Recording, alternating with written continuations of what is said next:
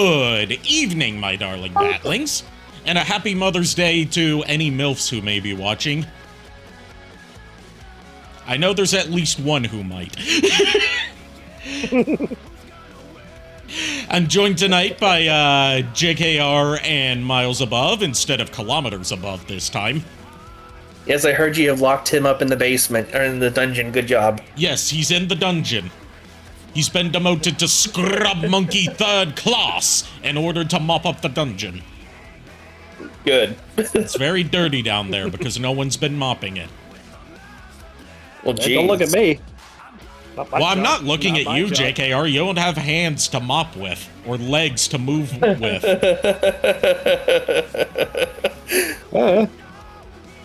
Look, I'm not gonna explain. I've been asked before what the dungeon is for. All I'm gonna say is that the succubi and incubi need their own personal spaces for their activities, right?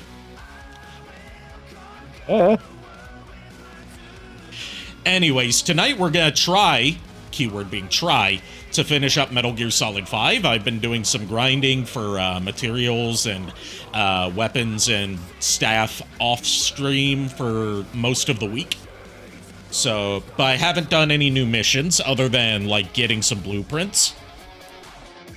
So, fingers crossed that we can make some good progress, if not finish the whole thing tonight. Yes. With that being said, let's switch on over here. The master plan. Yeah, that's Little V's cover of Eggman's theme. Which I love, and I try to play every time I'm walking around a convention as the Eggman. Yes. Like that little egg speaker you gave me, Ari, for Christmas one year. I finally broke it out and made good use of it. Nice. It plays...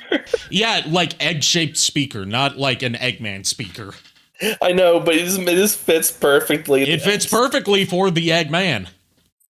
Yeah, it really the funny thing is, like, it is when you sent it to me. Here's the funny thing: when Ari sent it to me, this is when I was still mostly known as the Joker in most. Yeah, it was a Joker-themed speaker, wasn't it? Yeah, I'm looking right at it. He's giving me.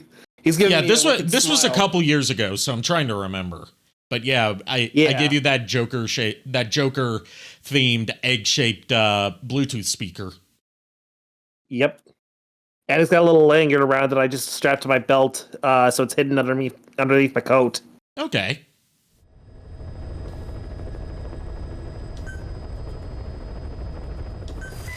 As you can tell, I've been in some shit with how bloody I am. Now, Ari, what have I told you about getting into shit? Look, all I did was raid at least 62 people's bases. Oh my gosh, Art. Only 62.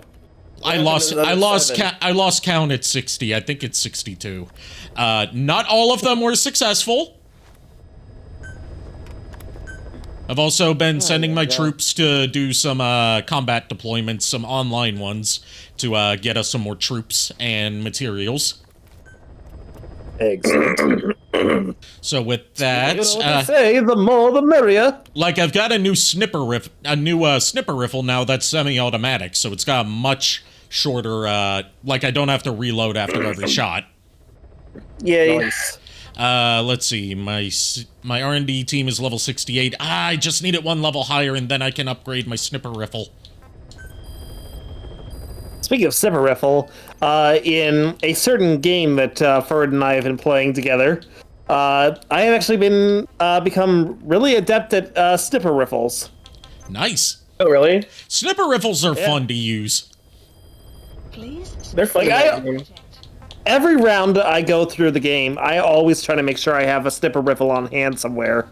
I try not to use shotguns because those just don't really cut it for me.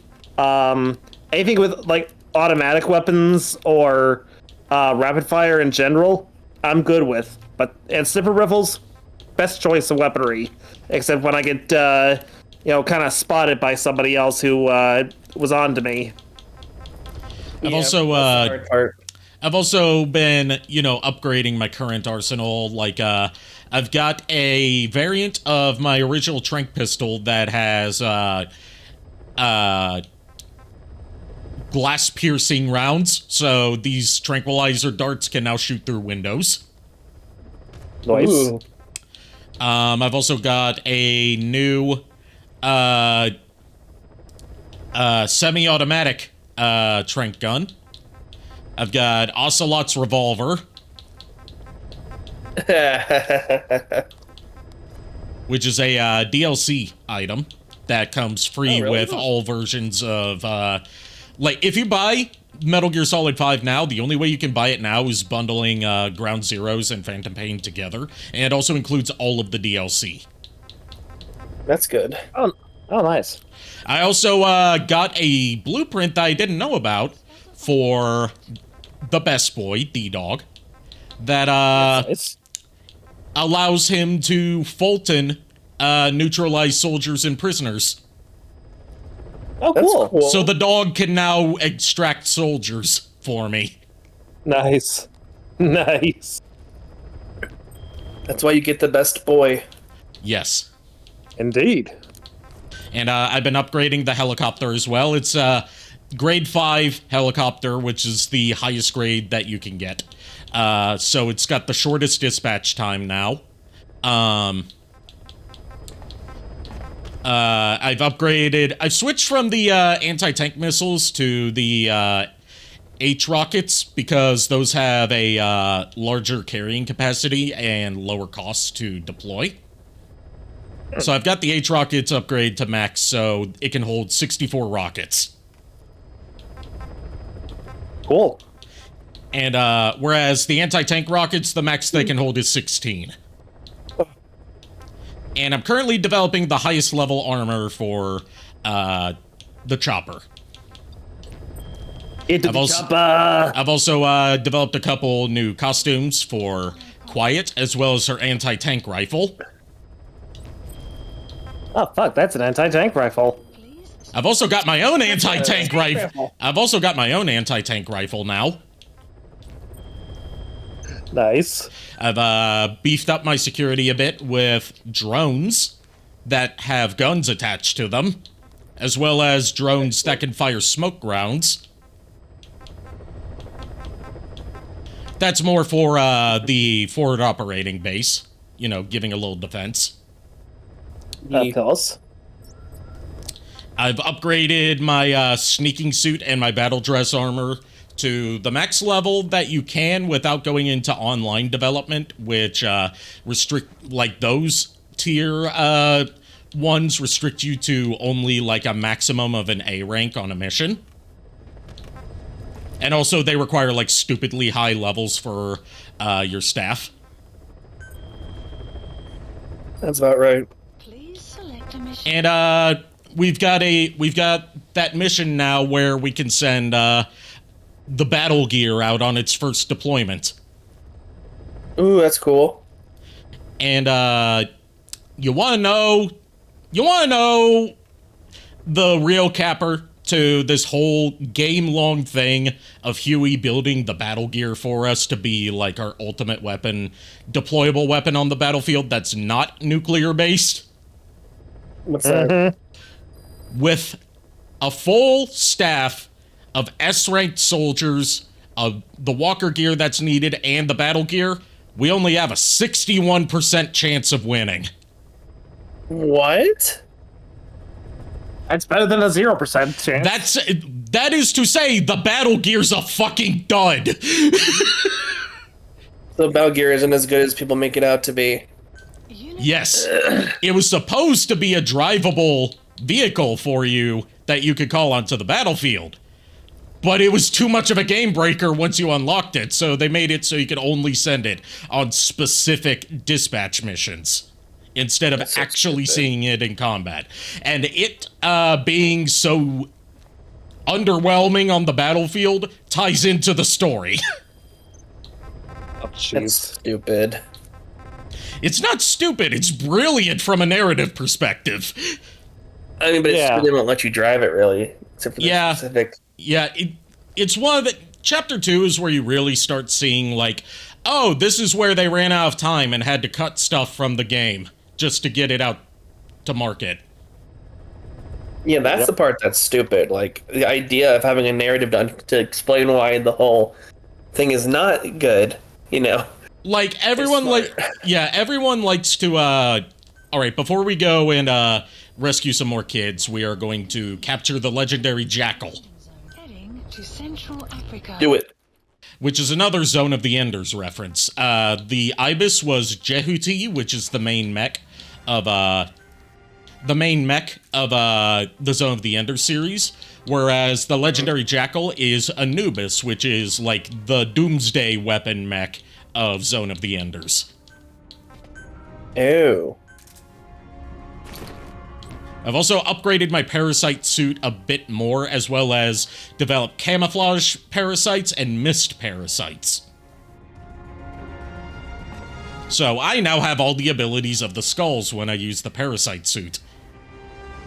Good, we need those. You know what, instead of bringing Quiet with us, because she's not really good for catching animals, I'm gonna bring Dee Dee with me. Come on, Dee Dee. Bring the Doge. And we're gonna put him in his new tactical Fulton gear. There he is, look at him! Oh, he's the bestest boy. I also fixed his eye. Yeah, I know you unlocked the eyeball, I remember. Yeah. You can also change his fur color, but I like to keep it at default because I don't want to dye the dog's fur. That'd be terrible. No, that's just something people... That's just something, Kier says tactical wolf. This is not a wolf, it's a dog. It may look like a wolf. He's a husky.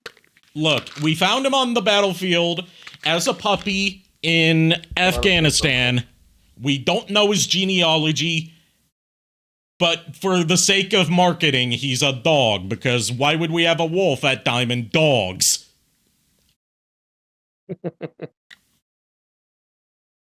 He's got you there, Kier. The dog has a wolf's heart? Yes, they do say in some side dialogue that he may have wolf ancestry. But, you know, given that he was easy to train, whereas, you know, wolves very famously aren't, you know, he's probably just like a mutt of, like, different wild dog breeds, as well as some gray wolf. Yeah.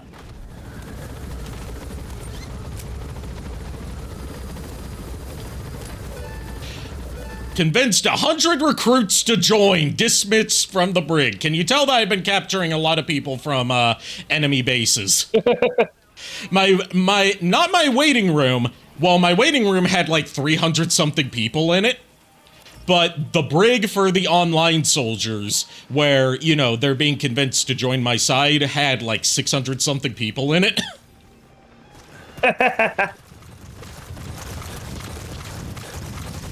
Mix of Husky, German Shepherd, and Dingo. Not Dingo. No, not Dingo. Dingoes are not native to Afghanistan.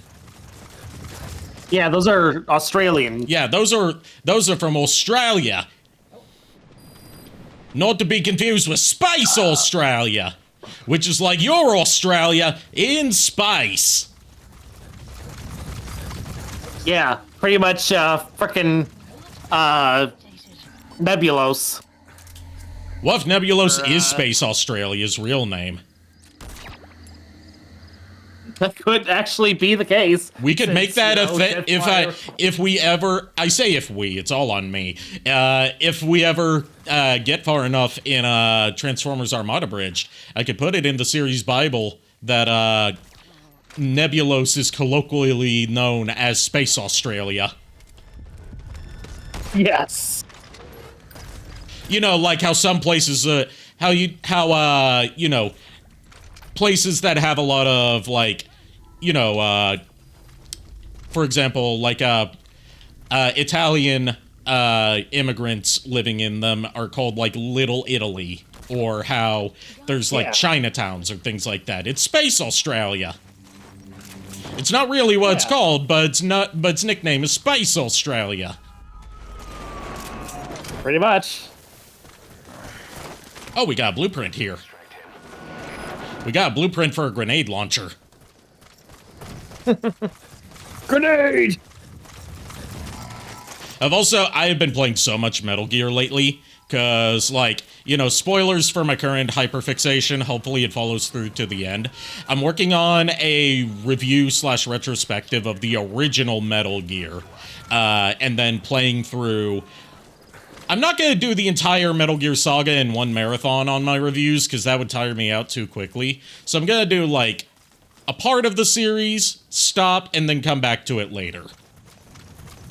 Like, I'll probably do up to Metal Gear Solid 3, stop, and then when I come back to it later, I'll do the rest of the mainline Metal Gear games. And then I'll save the spin-offs, like the NES games and Metal Gear Acid and Ghost Babel for their own marathon. Okay, I'm back. Sorry, guys. Welcome back. My mother called. Complete. Okay.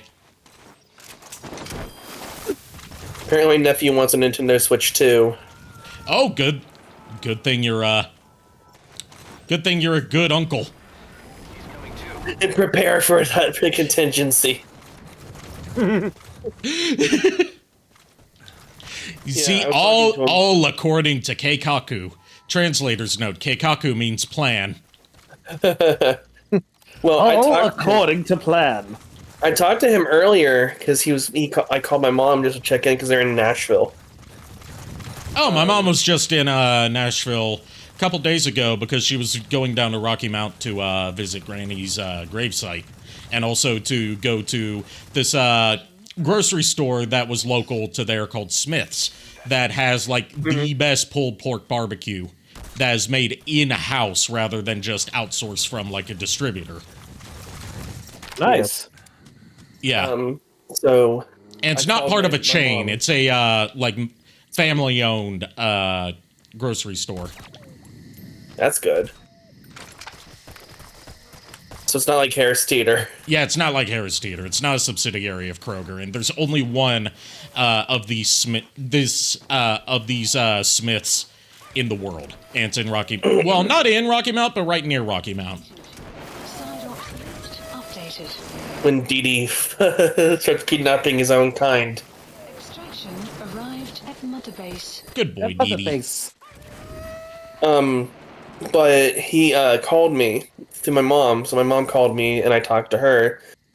I talked to my nephew, and he's like, "Yeah, I want a Nintendo Switch too." And I'm like, "Oh shit." Requested. Good thing you came prepared. Caution. Yeah, my sister doesn't know yet, so I Yeah, have to call keep it her a and let her know. secret. We won't tell because we're not in contact with your sister.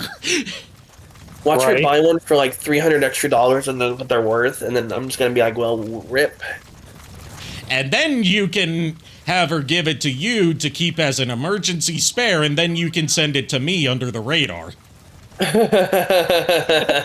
I'm joking, of course. Oh yeah, Van obviously. Pelt can try, can't he? Helicopter. Yeah, Vamp Elf can try. a Vamp Elf can scheme, can't he? You can try, but 9 times out of 10 it doesn't work. Yeah. 9 times out of 10, whenever you buy something for me, it's something I didn't even ask for. And I don't mean that in a bad way. I mean, like, you think of something that I would like, and you get it for me, and I'm like, dude, that's awesome. Yeah, I've known you that long that I can find things you'd like. Well, yeah, we're more than just childhood friends. We've been friends basically since, like, not exactly since birth, since you're, like, half a year older than me, but you know what I mean.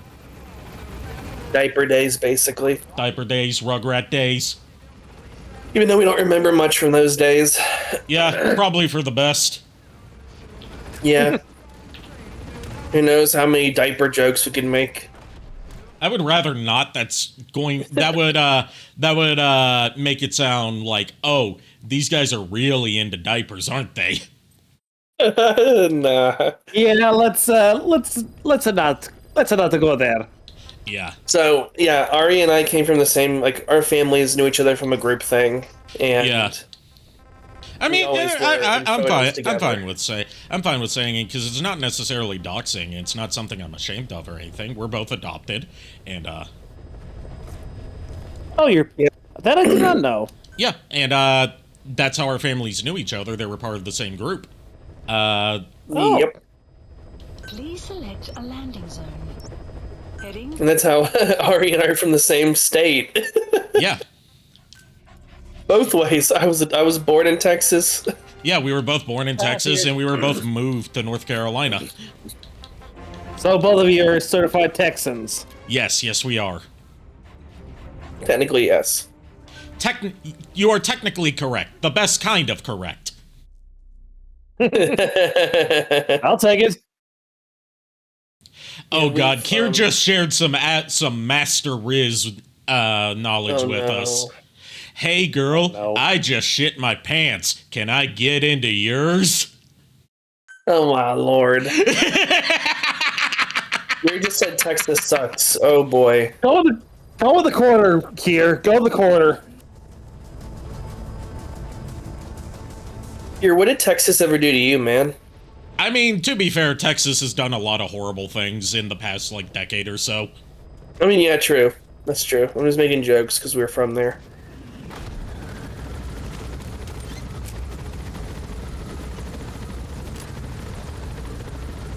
Is that We're shaking technically grass? Texan, even though we never really lived there. We're technically Texan.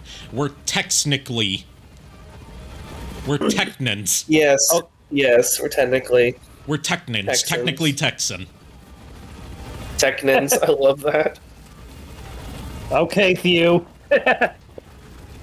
I mean, Theo has encouraged me to try and build up my wordplay skills. Yeah, I know. I'm just saying. I was laughing because I was like, that reminds me a lot of what Thew does. So I was like, yeah, you've been watching a lot of Thew lately.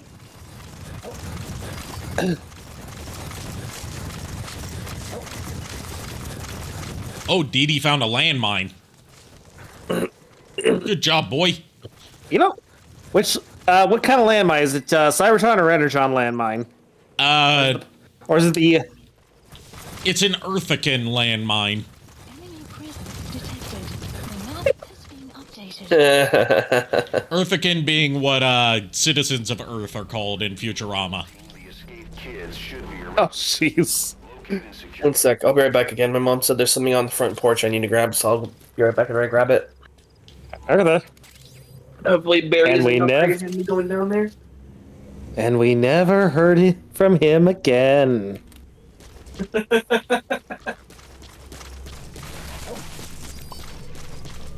Alright. I probably should have brought Quiet for this, but fuck it, we're going with Dee Dee.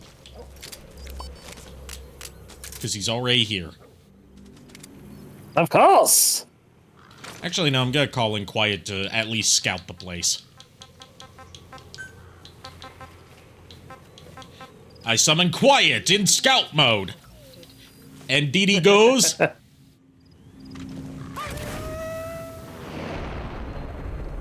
There he goes! Enemy presence detected.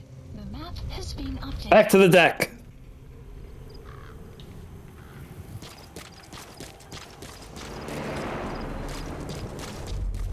He goes back to your hand, actually. Yes, he goes back to my hand so I can play him later.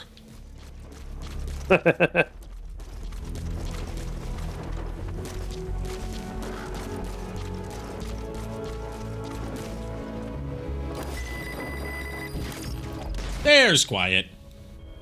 Alright, now go scouting. I said go scouting, not stand here and stare at me.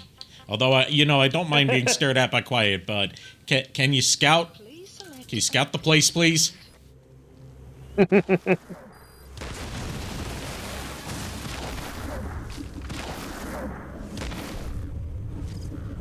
is not scouting. That was just knocking over a tree. The map has been Like, I understand that she can speak English, she just chooses not to because of the...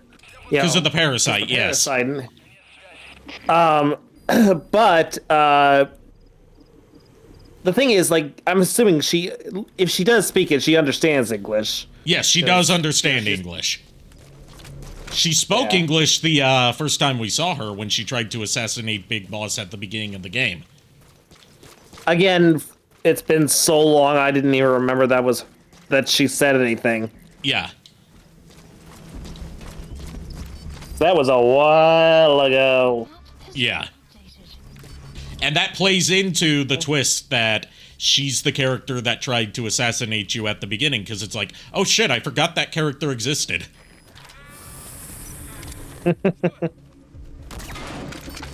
Which, you know, is one of the best kinds of character-based twists. You know, when you're revealing the identity of someone, when it turns out to be a character that seemed insignificant at the beginning and that you probably forgot about until now.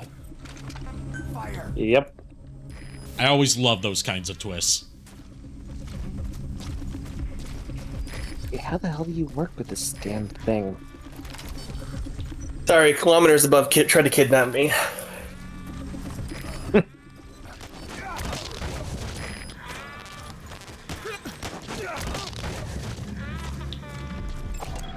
Analysis. All I have to say about kidnapping is, remember, it's not kidnapping if the police do it.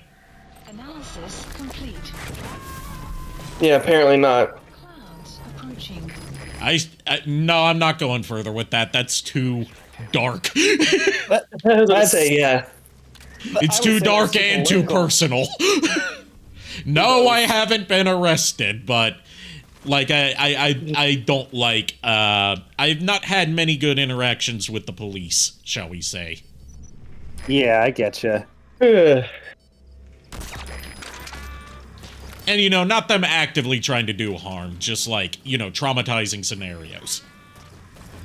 Yeah. I got it.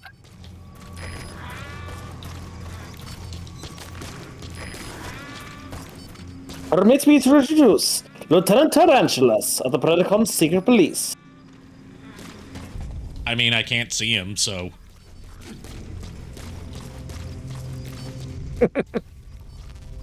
That's because it's a secret.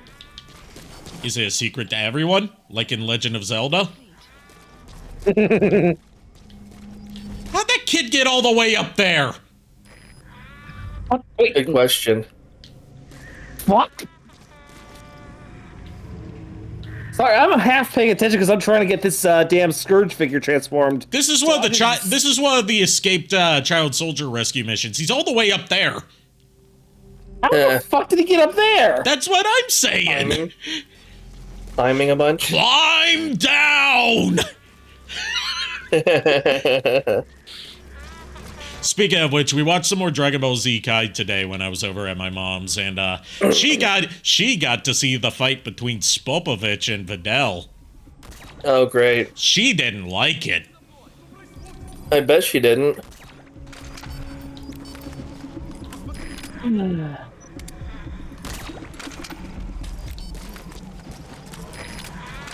But she likes Mr. Satan / Hercule even more now after seeing, like, oh, he's not just a bumbling oaf, he's also a caring father. Because he was worried sick about Videl after she was nearly killed by Spopovich. Of course she is. Of course she was. Of course he was. Let's see.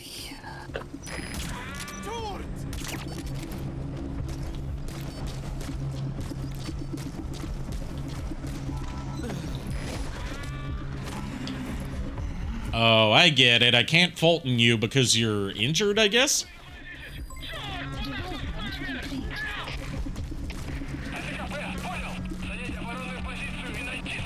Now I need to figure out how to get down without hurting the kid. Yeah, good question. That's a good question. We may be able to locate another energy emission from the radar room. When we find that meteor, we'll find Dr. Wowie. What's Dr. Wowie got to do with any of this? Dr. Wowie is always behind everything. That's like the thing you learn about Mega Man in the main timeline. It always ties back to Dr. Wowie. I mean, even yeah. I mean, even BattleNet, everything tied back basically to Dr. Wall. What? Wow, I can't even say it. Dr. Wowie. Yes. Even BattleNet work. I mean, if you think about it, Mega Man X, the whole Maverick virus, basically was, created by fucking Dr. Wowie in the first place. Yes, it was, because what became the Maverick virus, Mavericks already existed in the X timeline before Zero awakened. but they were like Mavericks at that time were like the result of like, you know, glitches in their programming or like something short-circuiting in them, whereas it became a viral thing when Zero awakened and had his battle with Sigma upon awakening, and Zero unintentionally, because, you know, he was in a berserker state as shown in Mega Man X4, transferred his, like, the virus that was within him into Sigma, which mutated Sigma into becoming, like, a living embodiment of the virus. Which is why Sigma is able to be rebuilt over and over and over again, even though Reploids are explicitly not supposed to be able to do that. Because... Yeah.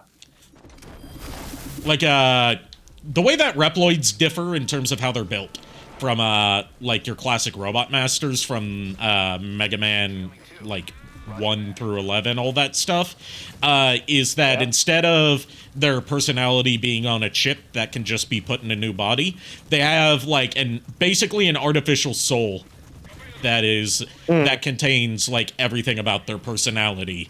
And when the body dies, to keep it from being, like, recovered and, you know, used for nefarious purposes, when the body dies, the Reploid's soul extinguishes itself. Think of it like a spark from Transformers. Yeah, so also like kind of like Kokoro from the 2003 series of Astro Boy. I guess it's been a long time since I've seen that. But, that's why it was a big deal that Iris died. She can't just be rebuilt. But X and Zero can, because they're not Reploids. Oh, yeah, because they were built in a different era. Yeah. And the reason Sigma keeps coming back is because his DNA soul was mutated by the virus within Zero and basically became, you know, like Starscream's ghost, an indestructible soul. Yeah. For better or for worse. Definitely for worse in this case. Considering the canonical outcome of Mega Man X5 is that the space colony Eurasia did crash with Earth and did ravage the landscape and basically render most of Earth uninhabitable to humans. Oh, jeez. Okay, this idiot really needs to stop. He is not good. He's not good at singing. He's trying to sing and play guitar at the same time, and he's not doing either one very well. Also, like, you know, as someone who's, you know, a bit musically inclined, having done a lot of band class throughout the years, the drummer really makes me laugh, because he's not even playing the right kind of drum beat for a power metal song. He's playing, like, a jazz beat. It's like a doom-ch, doom-ch, doom-ch, doom-ch, instead of something, you know, fast-paced and heavy-hitting. And technical, and actually varies up and sounds interesting. So, there's only 3 people in the band, and all 3 of them are fucking terrible. This is why you don't play This is why you don't play Dragon Force if you don't have the technical skill among all of your members to play Dragon Force.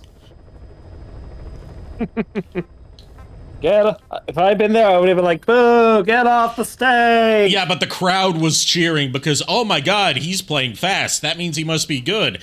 And I'm guessing they're not, you know, 99% chance they're not familiar with the original song, which, you know, I can't blame them for. But, yeah. Like, he's not even playing the fast part right.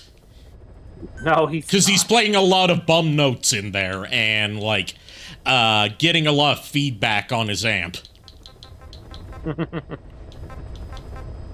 And there's a lot of, like, unintentional harmonics from him, like, hitting the strings wrong.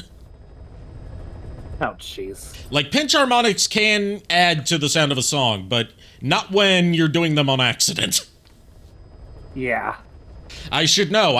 The only way I can do pinch harmonics is on accident. Yeah.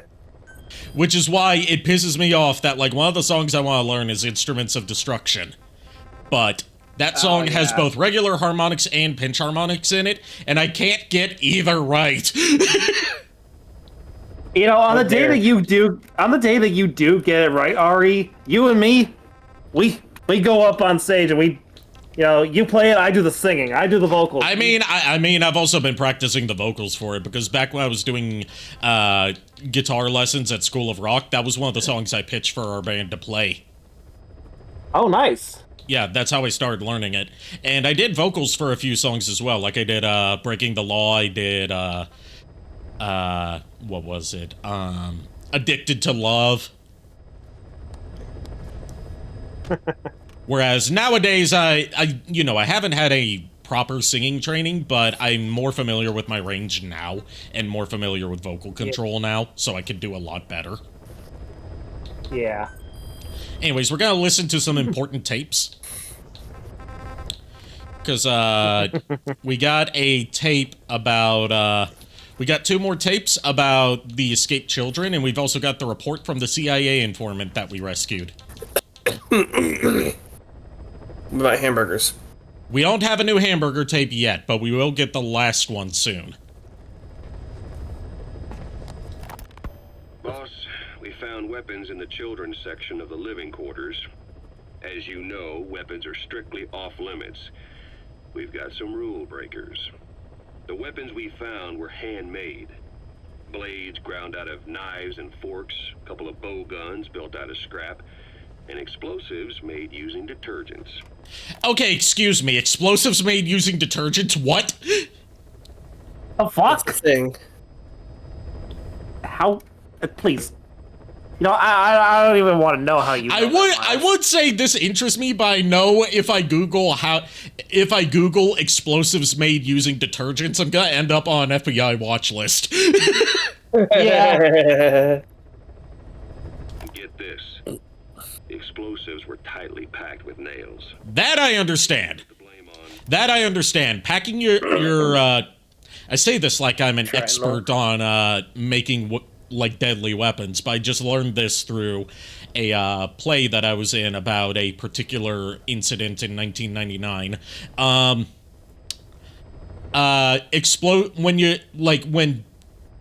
When people that want to cause damage make homemade explosives, usually the explosion itself isn't enough to like cause too much damage to the surrounding people and infrastructure, so they'll pack them with like nails or tacks or just any sharp object. Yeah. Yeah, I've watched I've watched quite a bit of Criminal Minds, and I've seen that they did something similar in that show as well. You guessed it, Eli. I guess that's what he meant by consequences. Consequences will never be the same! This time he claimed they want to be put out on mission. Actually, no, since this is a kid, it's gotta be, when will you learn that your actions have consequences? Send us to the battlefield, he says. Miller, enough is enough. You've protected him too much already. It's my turn to question him. Protected. What Eli's doing is issuing a threat. Comply with my demands or I'll respond with force. But it'll be war at this rate. Forks and soap aren't gonna kill us, but some of them will end up dead. Is that what you want?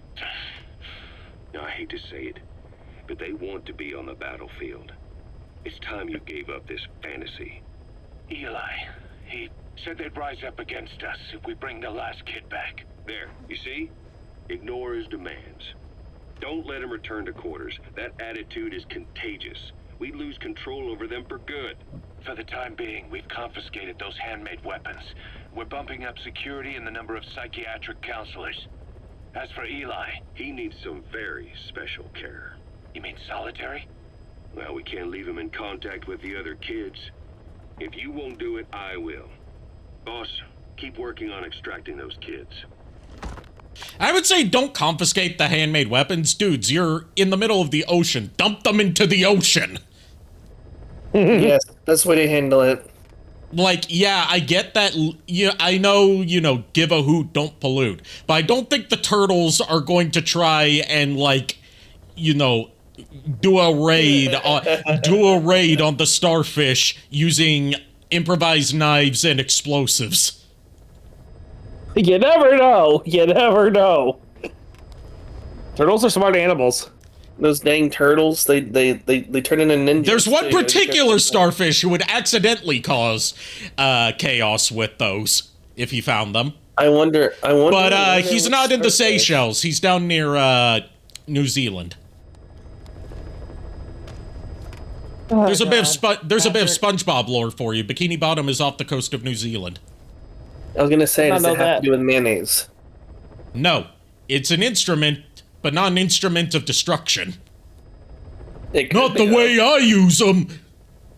I can just imagine Patrick with like a mayonnaise-loaded gun or something. He's turned the mayonnaise jar into like an acid bomb. No, Molotov. Molotov. I mean, we have Molotovs in our arsenal now in this game. That's what Patrick would make, Molotov mayo. Hey, if we're underwater, how does there a fire? And then the fire goes out. Oh, tartar sauce. It's this trash. The kids you brought back to base have laid out It's like how they have electricity in Bikini Bottom. their home villages. Who were trying to Easy, like this. and lost their way. Not that homesickness is gonna explain everything we've seen. Each of their home villages. They were trying to raise troops for the rebellion. You really think these kids have an armed uprising in them? Yes. Read the report of the security team member who had a rock thrown at him. There'll be a riot if we don't do something. And Miller, this is because you didn't act fast enough. Fine. I'll admit you were right this time. Seal off the kids' quarters from outside contact before it's too late. All right. Eli said his rebellion would start when the last kid is brought back, right? You better be ready to meet him head on if it really happens. Yeah. You should have left it to me in the first place. Ladies.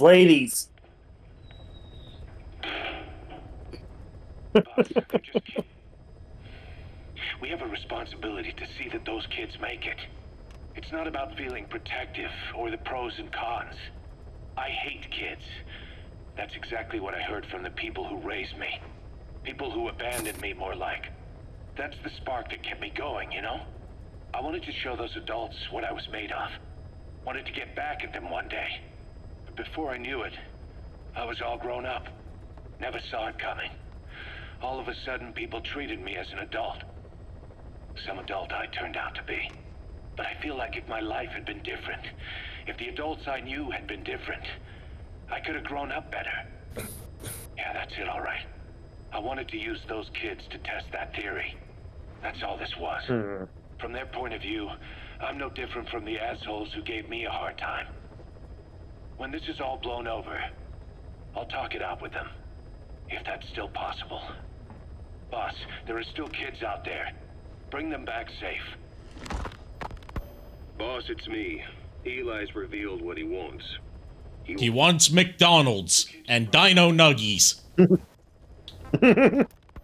Boss, it's me.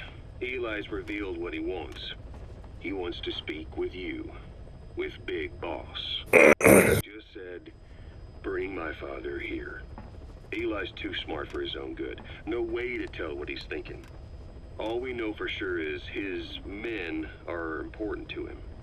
That means we can use the escaped kids as leverage in any negotiation. Once you've brought the last one back, I'll interrogate him. If the kids do rise up, we'll meet them full force. End of story. I didn't want things to turn out like this. We could have prevented it, but it's too late now. If Eli means to take this all the way, he's gonna force us to do the same. Boss, go get that last kid.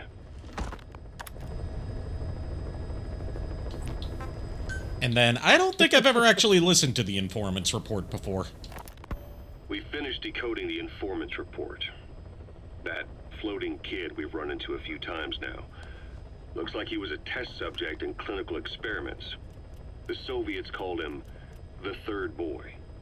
The Third Boy was brought to a lab on the outskirts of Moscow from Czechoslovakia, after which he was due to be sent to a research center in Leningrad, then Siberia, and finally an academic town in Novosibirsk. It doesn't appear that the researchers witnessed the talents we've seen from him, but nevertheless he was quite the popular subject. His latent cognitive abilities suddenly awoke en route to Moscow. According to the report, the third boy was easily influenced by other individuals' biofields. Evil thoughts, in particular. They affected his mind like a virus. Extreme anger or resentment, motives for revenge, in other words. Now, during the transport flight to Moscow, the boy was exposed to a powerful mental energy field coming from a certain individual. Ever since, being conscious of his powers, he's become a sort of energy generator. What's unique about him is the way his acute telepathic abilities get taken over by another person's will. The boy began to physically parasitize individuals experiencing extreme anger and codify the host's desires. This includes amplifying the host's natural strengths. Or, in accordance with the host's desires, he can also implant program code in another individual, making them a puppet, essentially. Human neural synapses transmit weak electrical currents between neurons. These electrical currents, though at a level difficult to observe, warp the magnetic field outside the body. The third boy is able to pick up these weak fluctuations. Contrary to psychotronics, which involves controlling the human mind, his abilities as a receptor are too high. The emotions he picks up from another individual are amplified and unleashed into his body as they recur in his brain. They turn into microwaves, which then affect the physical world, triggering paranormal phenomena like the spontaneous combustion of organic matter or psychokinesis, moving an object without touching it. There's one other thing. While he's parasitizing a host, the boy's ego gets shut away, allowing the will of the host to take control of his powers, like some annoying static drowning out your own voice. That means he isn't responsible for what's been happening. Somebody's extreme anger has manifested through the third boy's powers in ways none of us could have predicted, which would mean this was going on somewhere around us. So that's the explanation for Psycho Mantis's powers, as a kid at least, and why he's, his whole deal in this story. Like, the reason he keeps, jumping around from person to person is because he's, he has no ability to block people's, desires for revenge, from influencing his mind and forcing him to latch on to them, where it becomes sort of not exactly parasitic, but more of a symbiotic relationship. He feeds off of their mental energy, while he also becomes basically a puppet to their will and allows them to manifest his powers. That's why the Man on Fire thing happened, because he was influenced by the will of a comatose Volgan, and as a result latched onto Volgan, reanimated him, and turned him into the Man on Fire. So he's not quite the most powerful practitioner of psychokinesis in the world. Not yet. Not yet. And this also goes to show, the Soviets have been experimenting on him since he was a child. He's had a fucked up life. Yep. And that's without going into the stuff we learned in Metal Gear Solid 1 about his father hating him for being born. A lot of things make sense now. The Man on Fire, Sahelanthropus. Oh yeah, Sahelanthropus being able to move without a pilot or an AI was because he was acting on the will of Skullface. That's an important detail. They both came to life thanks to the third boy's powers. Everything has been happening through him as a catalyst. We first saw him in the hospital on Cyprus. The boy parasitizing the Man on Fire's desire for revenge gave him his new abilities in return. He next appeared at the Hamid Fighters Fort where the honeybee was hidden. There, the boy parasitized Skullface's vengeful mind. He controlled Sahelanthropus, making it do whatever Skullface wanted. Same goes for when we extracted Emmerich onto the chopper. When he appeared at the Devil's House in Central Africa, Skullface's will controlled the Man on Fire via the third boy's powers. Everything is clear up to this point. But even the informant couldn't pinpoint who the host was in the cave within Serac power plant. Sahelanthropus suddenly became active, then crushed not only the man on fire, but Skullface as well. Surely neither of them could have been the host. Who else was at that location and bore anger more extreme than either of them? Whose will was controlling Sahelanthropus? I know who it was. Red herring? It was Red Herring! According to the report, Gasp. emotions transmitted in Le children gas. affect the surrounding magnetic field more strongly. Cerebral nerves are covered with insulation called myelin sheaths to increase impulse speed. The reason for this leakage has to do with the fact that children's myelin sheaths are still developing. Scusi. So, how many children do you remember being there? Children with a burning desire for revenge and bearing a grudge against you. No, it's not a burning desire for revenge. It's such a lust for revenge. Who? Yeah, right. Think of only one. I need to clip that on that, like, bit of him saying, who is doing this, such a lust for revenge, who? And make that my new raid alert. Yes. Eli. We don't know what kind of life he's had, but the resentment he's shown toward adults is nothing short of extraordinary. The third boy resonated with Eli's mind. And that means Eli bore the strongest animosity of all individuals within the boy's reception range, estimated to be a 3-mile radius, beating out even Volgan and Skullface. The third boy's probably remained hooked on Eli's anger since. You remember at the Devil's House, the third boy showed an interest in Shabani? That must have been his ego making a rare appearance. He may possess abilities far beyond anyone else in the world, but he's still a kid. Maybe them both being kids was enough to bring them together. And if so, maybe with Eli, he isn't feeding off him, but acting in symbiosis with him. So what kickstarted the third boy's powers? If we look at the location and time that his plane went down, we can make a pretty good guess. When the plane experienced the first anomaly, it gave an accurate report of its position to a control tower, due north of the Black Sea, 125 miles east of Kiev. Dead south on the Black Sea is Cyprus's Green Line.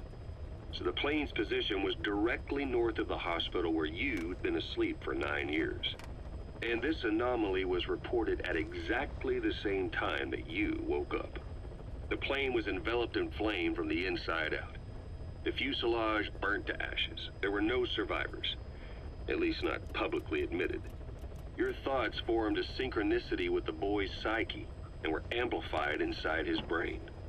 That would have been more than enough to trigger his abilities. Your rage was like a big bang in his head, blowing the lid off his powers. The boy was then secretly moved to the lab outside of Moscow where Volgan was comatose. There, Volgan's thoughts resonated with the boy and he was awakened. Volgan became the man on fire, hell-bent on getting revenge on you. His instincts led him straight to you. Skullface knew Volgan from Operation Snake Eater, or perhaps from even before. Monitoring this pair of extraordinaries, he discovered the hospital and sent his assassin and XOF. Skullface was probably watching the situation from close by. Oh yeah, I should probably explain, like, the whole Skullface and XOF and, like, Skullface claiming to have, like, been following Big Boss ever since the beginning. Because that's covered in a series of tapes that we simply will not have time to listen to all of on stream, but I will play for JKR in particular off stream sometime because he's interested in Skullface's motives and origins. Like, I told you that, like, he was basically part of, like, a cleanup squad for, the Fox unit that Major Zero founded, right? Right. That's what XOF was. He, in particular, was always one step behind Big Boss during Operation Snake Eater in Metal Gear Solid 3, making sure that he left no traces of him being there. So, like, it is indirectly thanks to Skullface that Big Boss was able to complete that mission without causing an international incident. Yeah, I remember that. And his grudge is not specifically against Big Boss, but against Major Zero.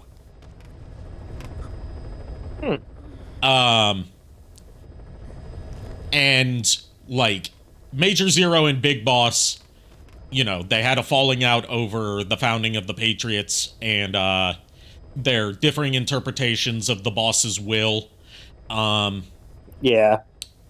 And Skullface is basically like, both of you are stupid, so I'm gonna take you both out and prove that my vision for how the world should be run is superior to both of you.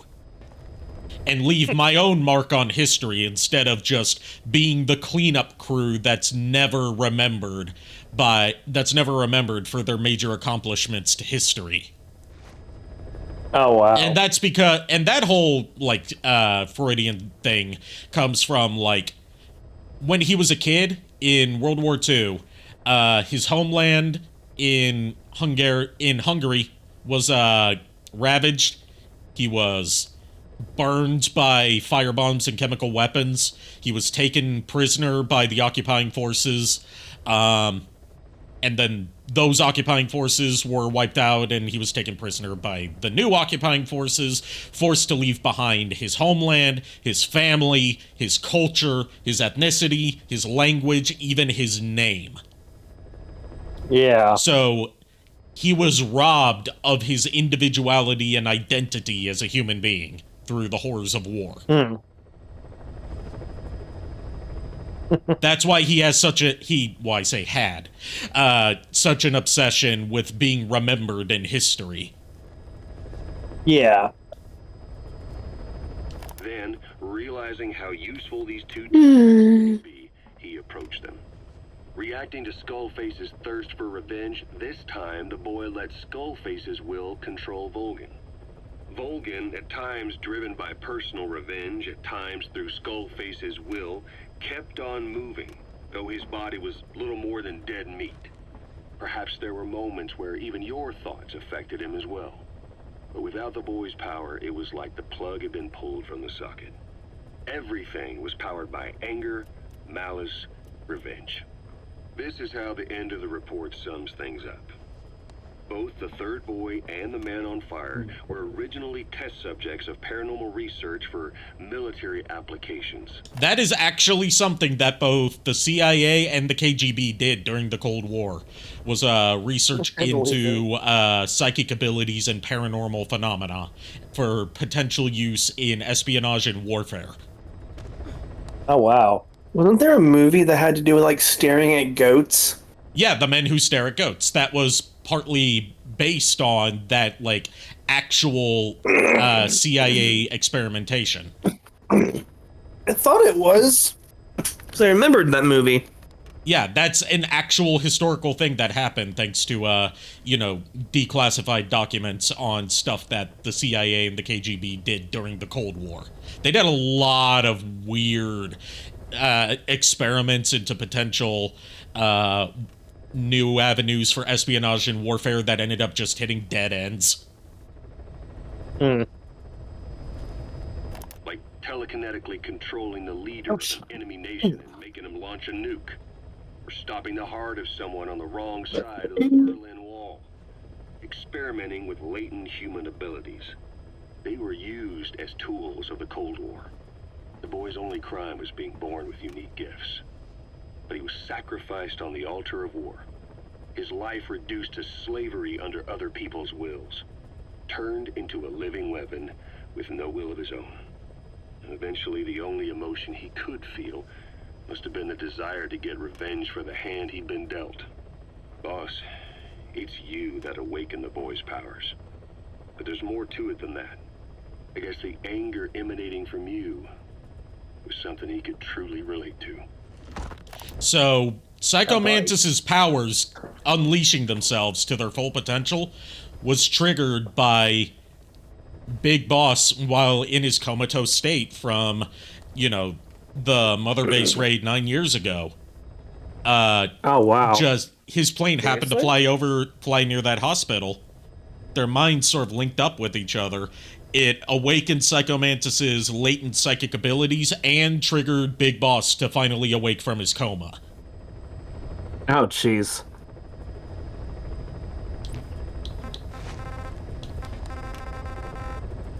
Yeah. That's important stuff to know to understand, like, Psycho Mantis's role in the story. That's why I had to sit through all of that. I see. Please select a landing zone. Alright, we got one more child to rescue. Oh, my legs. The back. That's how I feel right now. Yeah, my legs... I would, For me, it's Yeah, like go my ahead, legs just get uncomfortable while I'm sitting in one position for too long. Yeah. For me, it's a case where it's like my legs are just tired because I have been on my feet for a few hours. I had to take stuff across the street to the laundromat. Then I was also cleaning the kitchen. I was walking Widget, had to take out the garbage, and I made dinner. So, and I'm also not feeling good, so I have to take up a lot of responsibilities right now because, you know, she can't really do much. So you've been doing a lot of important stuff. Yes. Pretty much, yeah. And, you know, good on you for managing to do all of that. That is very respectable. Barely managing, but, you know... Hey, barely managing nonetheless. is still managing. Yep.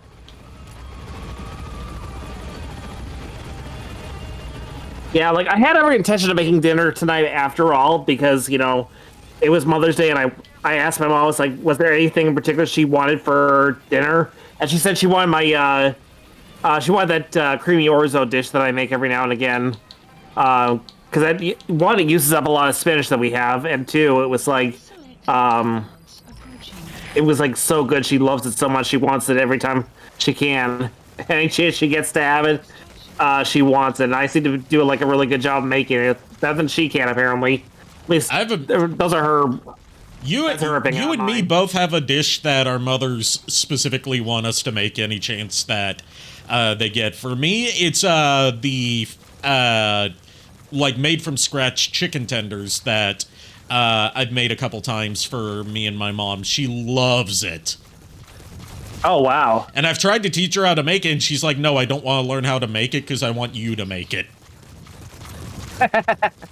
Like, my secret is, like, I do a two-step breading process. Like, I do flour, and then, like, I also, like, use buttermilk and eggs. Oh, okay. So, like, you know, give it an egg wash, buttermilk, all that, and the two-step breading is, like, you bread it first with flour and then with breadcrumbs. And then before putting it in... Well, I air fry it, but you can deep fry it as well. Because I don't have a good setup for deep frying. And, you know, I'm trying to lose weight. Oh, there's puppets here. Not actual soldiers. There's just Skull's puppets here. But I season it with Old Bay. Oh, nice. Like, I put some salt, some pepper, and some Old Bay. And then I put it in the air fryer. Nice. And it comes out real crispy and juicy.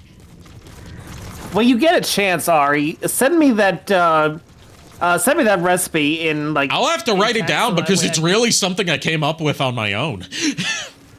And I would... Here's the thing. I want to use that two-step breading process, not on chicken, obviously. Yeah, but you can fish. definitely use it on fish, and Old Bay is made for fish. Yeah, I mean, like, I love sweet... It's just, Old Bay also happens to pair well with fried chicken. Yeah, I mean, that's fair.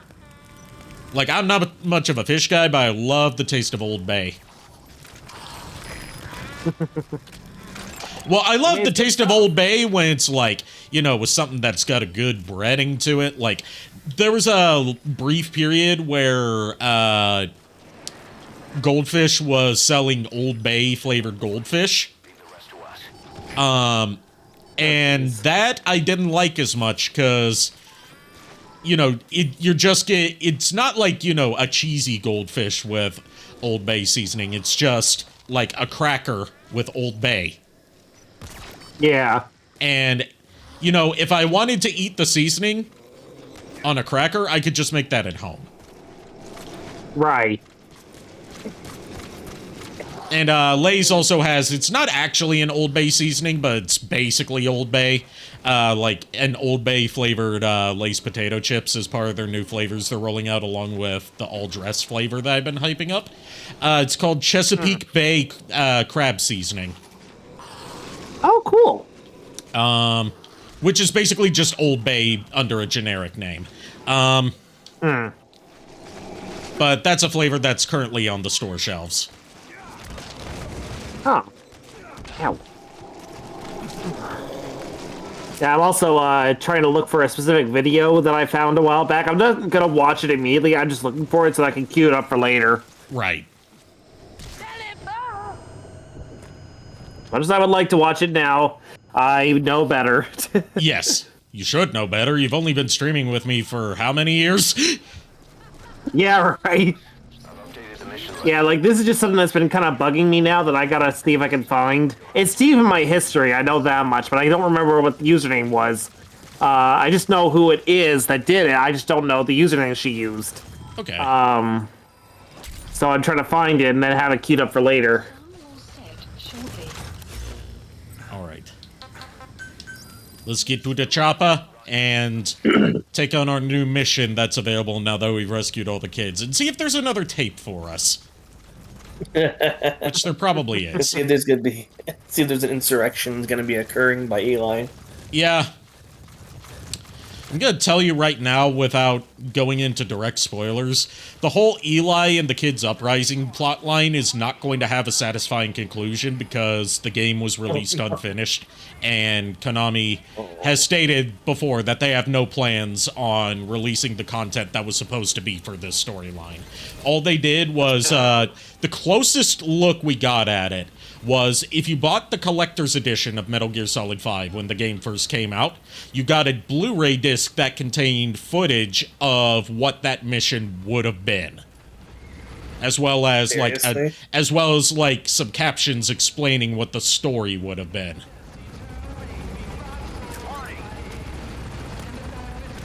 Like, we don't know whether, like, it was definitely partly cut due to Konami wanting to rush it out the door, which they had some justified reasons for it. I'll get into that later. But also because the content might have been a bit too spicy, even by Metal Gear standards, because it basically would have been based on Lord of the Flies. Oh. And would have had, like, Big Boss and his forces going up against child soldiers and, like, napalming them and stuff. Jeez. Yeah. Mission list updated. Like, there's a lot we don't know because people aren't allowed to talk about it. Mission accepted. Heading to Central Africa.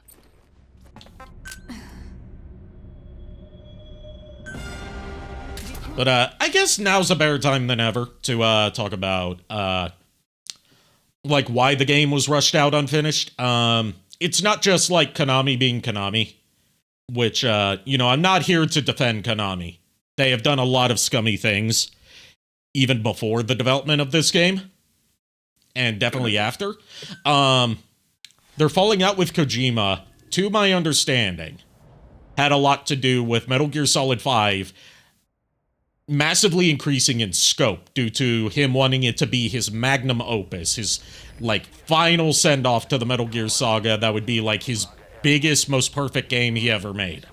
That also led to it taking way longer to develop than anticipated, and its budget bloating to over $80 million. Oh boy. Konami eventually had to put their foots down and be like, if we don't release this now, then we are going to lose a ton of money even if this game sells well. Yeah.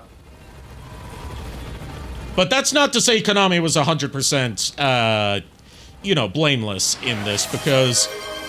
Hydrate, you bastard! Okay, I'll hydrate. Yeah, I just found what I was looking for, so I've got that queued up for later. But, yeah, Konami's not completely blameless in this, because, they, in their attempts to try and get the game released, whether it's finished or not, they basically took the project out of Kojima's hands and, barred him from even communicating with his development team.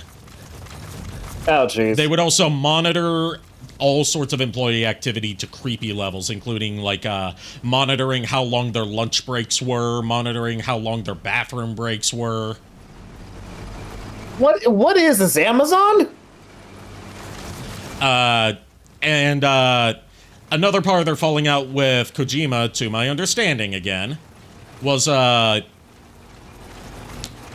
Konami was growing tired of the fact that they had so many, auteur, big name, directors, on their staff.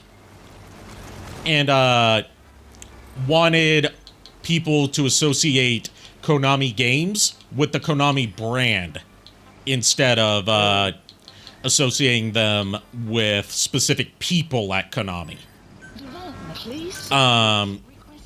And that's where the controversy of them removing a Hideo Kojima game off of the packaging comes from. Because as part of this new marketing initiative, they would no longer, hype up or advertise who was directing their new games. They would just put them all under a generic Konami banner. Oh, jeez. So basically, thereby taking all the credit, basically. Yes, they wanted to take all the credit instead of giving it to the people who actually made the games.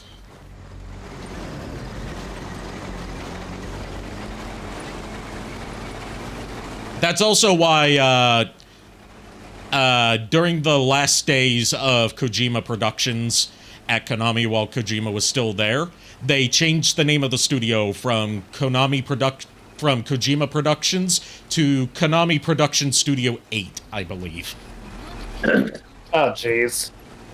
And then that name stuck after Kojima left, of course. Obviously. But yeah, you can't talk about Metal Gear Solid 5 without talking about, the fuckery going on at Konami at the time between Konami and Kojima. Yeah.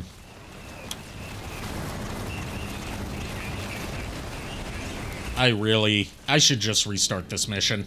I came with the wrong loadout. Yeah, you definitely were a little struggling there. Yeah, I should have come with heavy weapons.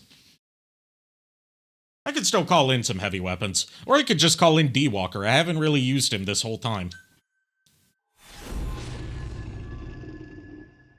Incoming!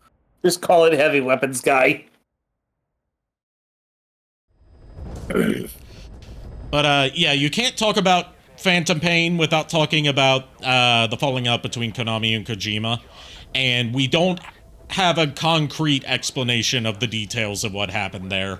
We've just been able to piece together a general idea of what might have happened from what has been said publicly. And, after Kojima left Konami on bad terms, he basically became a persona non grata for, Konami for a long time, a period of about 10 years. Up until very recently, they've gone out of their way to try and not mention him, as well as, even after he left Konami, they still went out of their way to try and, mess with him. Oh, wow. People who watch the terribleness that is the Game Awards every year for anything other than, the new trailers for exciting games, may be familiar with the time that Metal Gear Solid 5 won I think it was Game of the Year at the Game Awards. Whatever award it won. Departing area of operation. Kojima was not there to accept the award. Kiefer Sutherland accepted it on his behalf. And Jeff Keighley, in one of his rare moments of actually doing something good, paused the award show to say that Kojima wanted to be there to accept the award in person, but Konami had basically restricted him from coming to accept the award for the game that he made. Yeah, it's wow. crazy. Yeah. And that was the last time he ever called out bad AAA publisher bullshit. Ever since then, he's been glazing them like something I can't say without getting in trouble for TOS violations. Ah, jeez. But since it was Kojima, that's why he was okay with calling them out, because he's a big Kojima fanboy.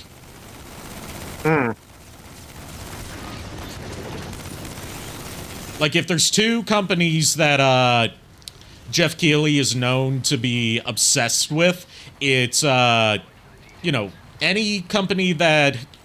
studio that Hideo Kojima is currently working for, and Sony. But yes, this boy I'm using right now is D-Walker. He's basically our own customizable walker gear. Nice. Right now I'm using his Gatling gun, but he has other weapons equipped as well.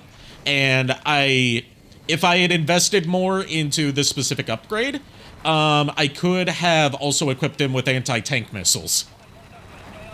Or a flamethrower. Or basically a railgun.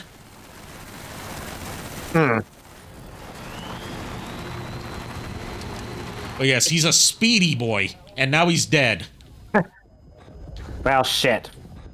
Not good. Don't let your buddy die, Snake. I'm pulling him out of there. You can't pull out what's already exploded, Miller.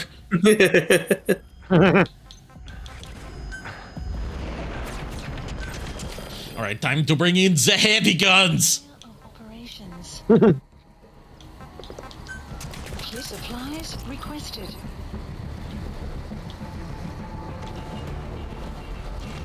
Come on, support team, don't let me down. Supply drop complete.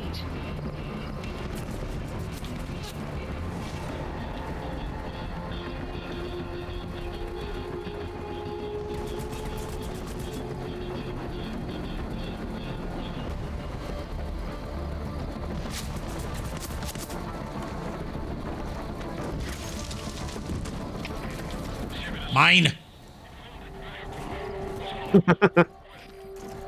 This is my favorite rocket launcher in the game. Would you like to see why? Okay, yeah, I gotta see this. First of all, it homes in. And second, Okay. it's like a javelin. It splits. Enemy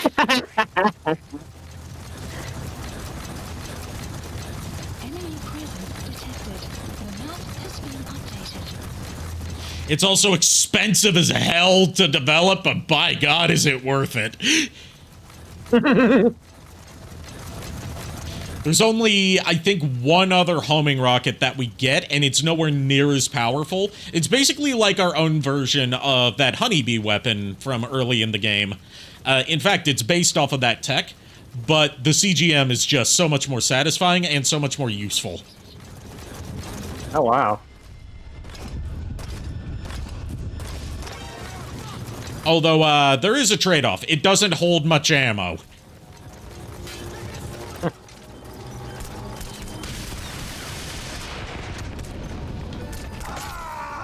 Damn it! Yeah.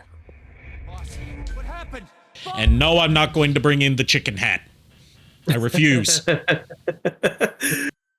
last won't thing do you it. need Whatever. to do is that chicken hat.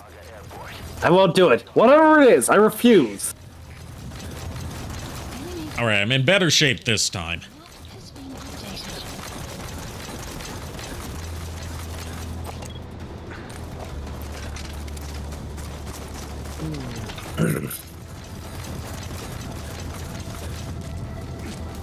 All right.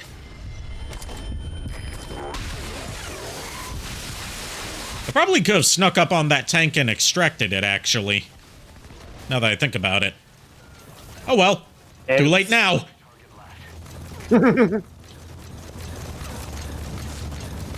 Next time. Yeah, I can always replay these missions. There's the chopper. That's our last target. Let's get within range. Ah! Mortar! That's an enemy gunship, is what Ocelot wants to say. There we go.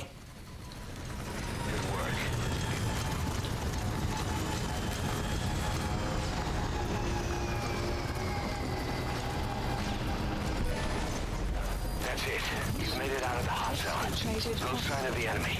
Mission complete, boss. All according to Cake. Translator's note. Cake means Keikaku.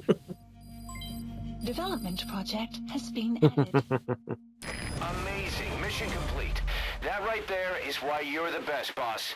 The one and only. The best boss. And I got codename Butterfly. That's actually something I was wanting to get. Nice. Codename Butterfly is at... Oh, we got our final hamburger tape. Yes. Oh, nice. Hamburger tape. Hamburger tape. Okay, the butterfly, the codename Butterfly is important as part of an Easter egg.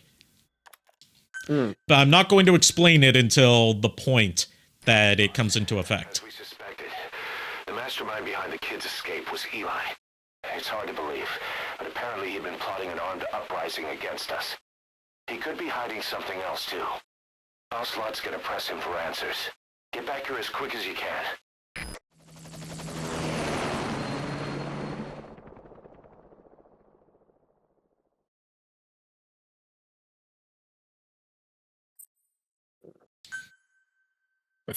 All right, time to see what Eli's master plan was. Where is he? Room 101, level 1, warehouse 01. They're back. Yes, they're back. But don't get any bright ideas. Your quarters are under full surveillance. Your weapons privileges have been suspended. No more uprisings for you. Oh man. I think it would be that easy, Commander. He looks like a kid that, like, had his candy taken away. Yep. You'll get your boys back. They'll even see the boss, too. First, I need to know what you sent them to do. They wanted to leave. To their homelands. They wanted to go home. That's all. So they were just homesick then. Not quite. I don't blame it for a second. Military warlords, PFs, the armies that murdered their families. Cousins, brothers, parents. They all had someone they wanted to kill. Uh-oh. I told them, last chance to face the world with no regrets. Last chance. You better be ready for your drag back here.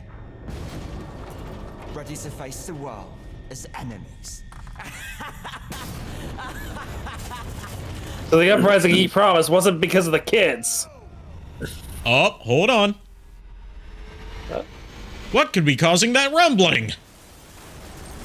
Ah, shit. Probably the machine. Nope. Nope.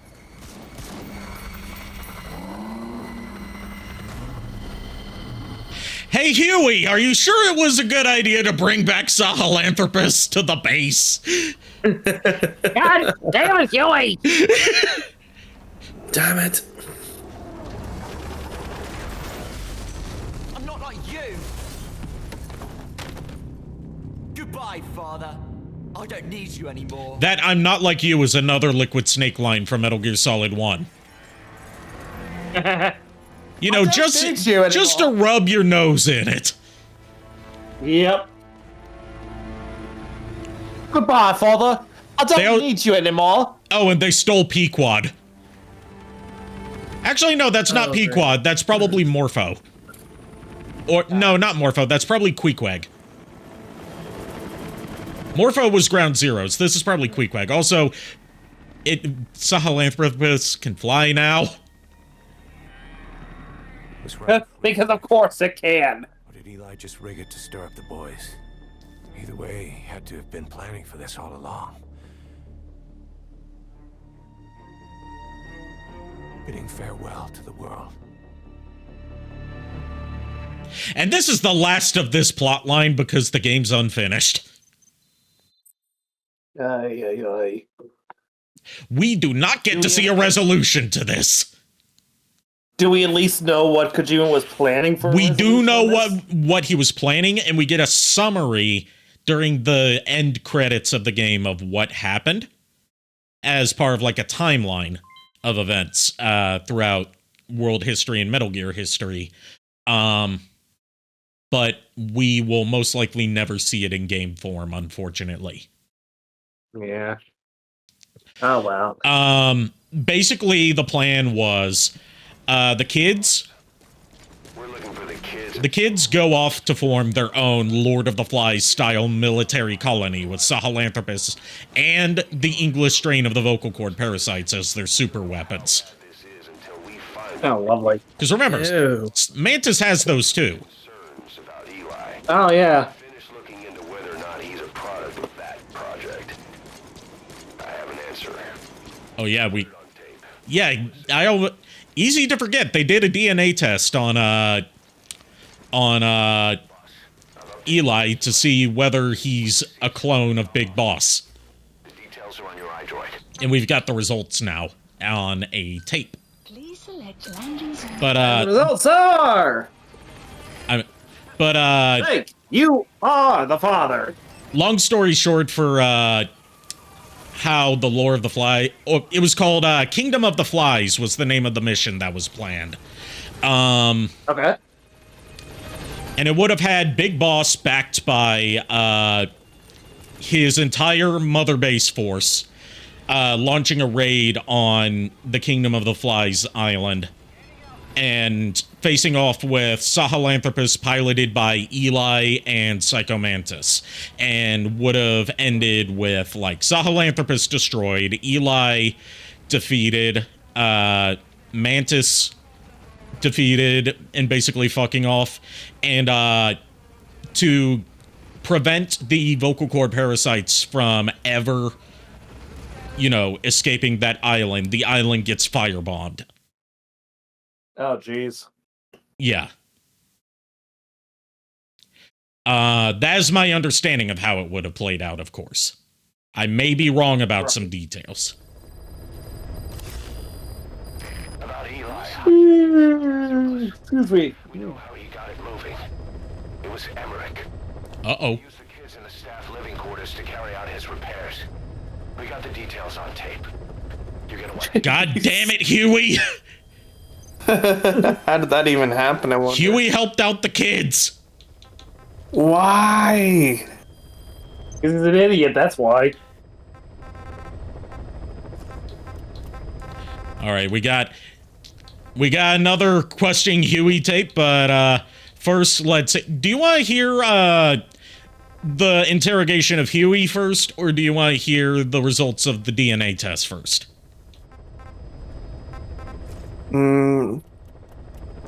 Let's do DNA test, bro. DNA evidence. Boss, we've got the results of Eli's genetic tests. We can finally put this worry behind us. We used the PCR technique and conducted DNA fingerprinting of the copied DNA sequences.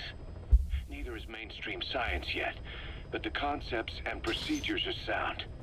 Both tests say there is 0% chance that the two of you are blood relatives, meaning the results are negative. He's not your son, nor is he your clone. He's just another person. It was 12 years ago that Zero made plans to clone you. Eli's age and appearance certainly are a good fit.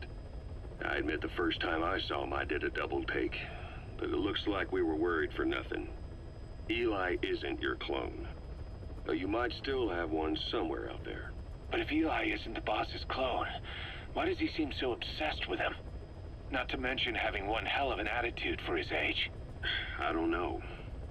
Learning the truth about himself, cursing the fact he's a clone, bearing a grudge against selfish adults, and coming to hate who he was cloned from. Big boss. If that were really the case, I could understand it. I might even feel a bit sorry for him. But no clone could have a totally different DNA fingerprint. And the test left no room for error. You yourself were there when we drew Eli's blood sample.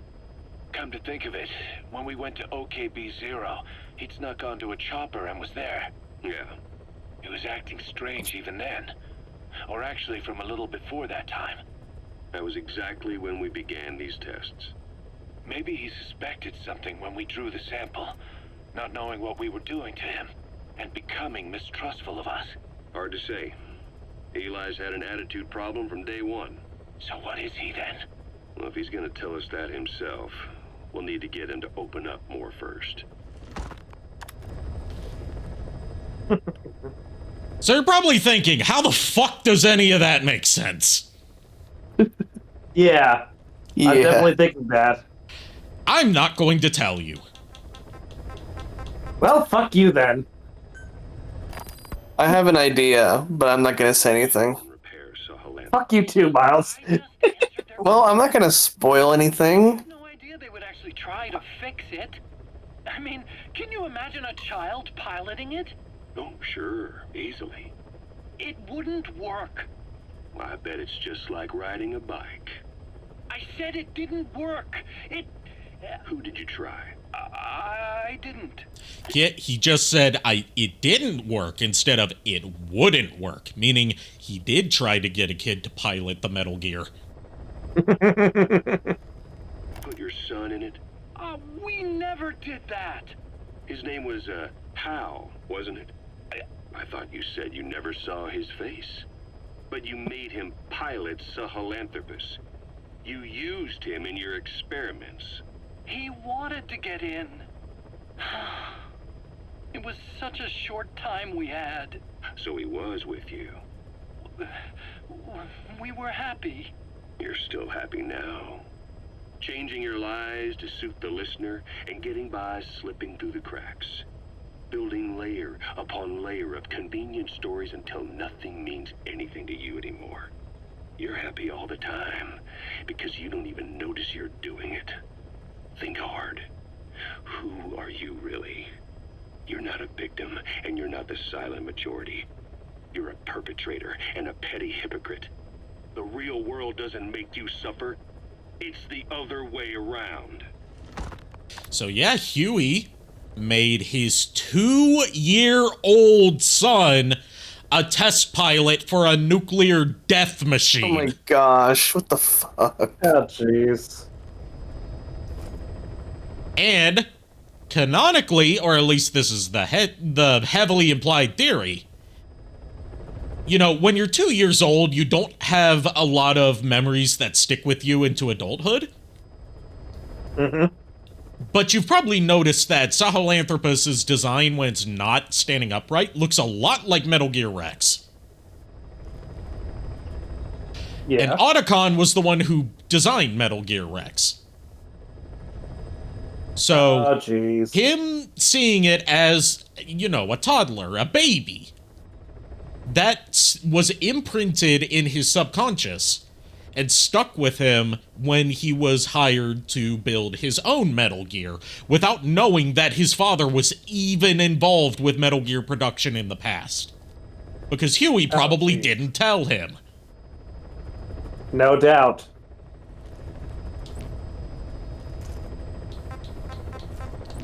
So yeah, Huey is a bastard. Mm-hmm. Absolute piece of shit. And we're not even at the worst stuff he's done yet. Yeah, boy. There's still more for him to do.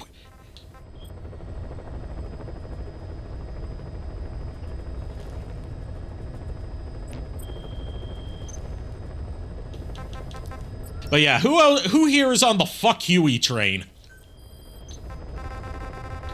Here, present. All right. Sorry, present. We got another wandering mother base soldier to pick up. We got 2 more of these to go, and then we'll have all of them. And then, actually, I think this might be the last one. No, there's 10 in total. But the pause story is almost finished. How about the boy guy? Oh yeah, I'm gonna save the burger tape for after we rescue this guy. Okay. Okay. Mostly because I forgot about the burgers. You know what? I'm gonna bring Quiet with me, because her bond has to be at 100% for an important story mission to happen, and her bond lowered a little bit from the last mission. Oof.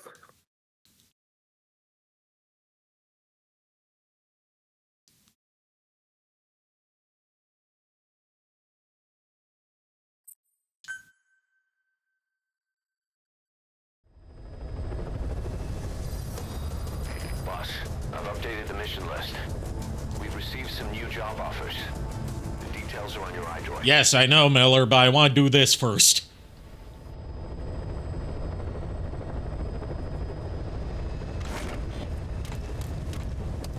I've got to get our boys back.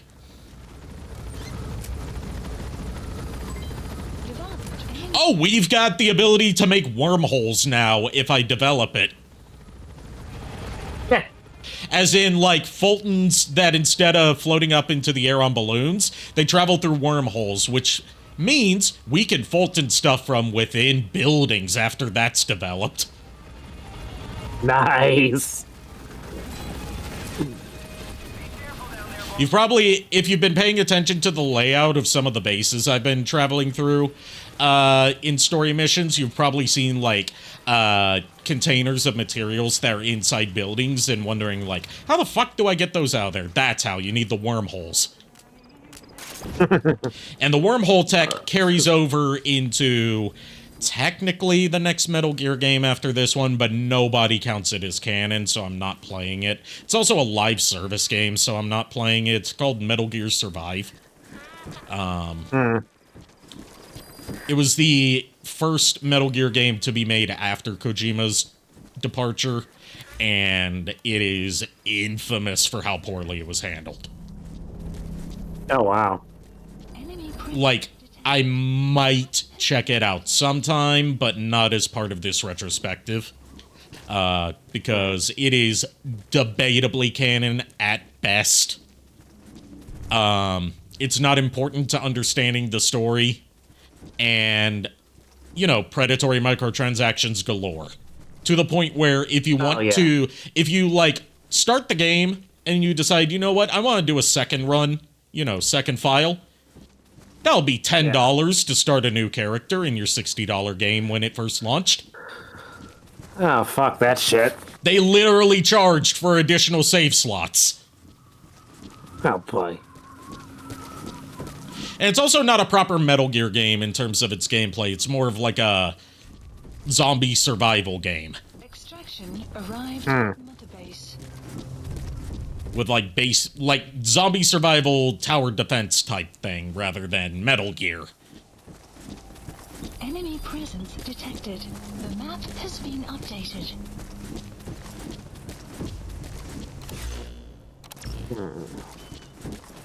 There's our boy. Let's go greet him.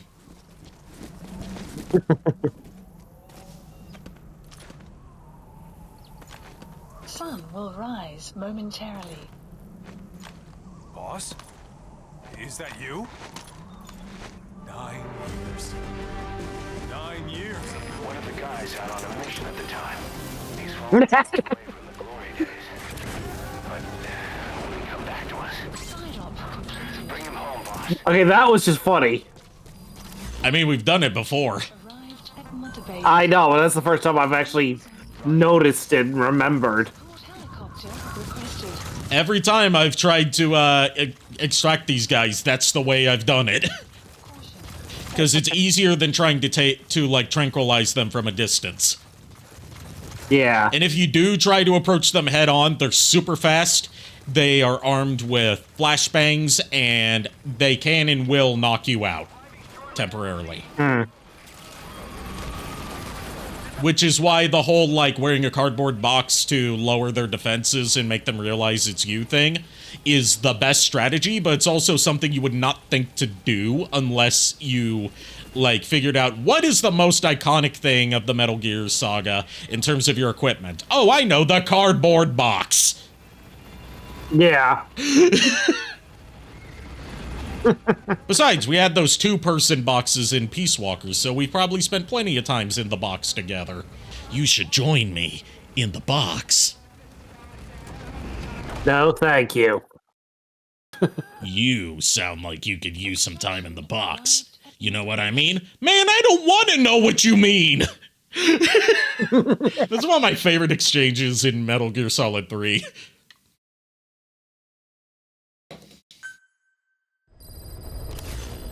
Side ops list updated.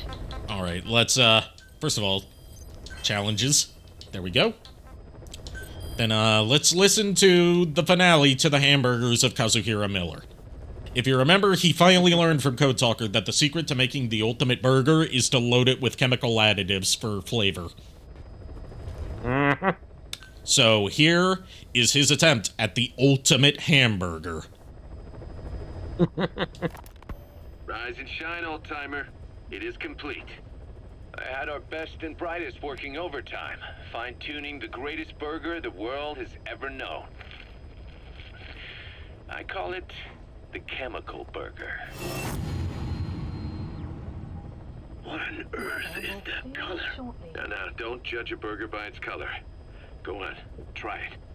I am not very hungry. What? Oh, I get it. Now, sure, it's loaded with additives, but each one's been approved by the WHO for human consumption. So at least they're safe additives. One little bite's not gonna kill you. Fine.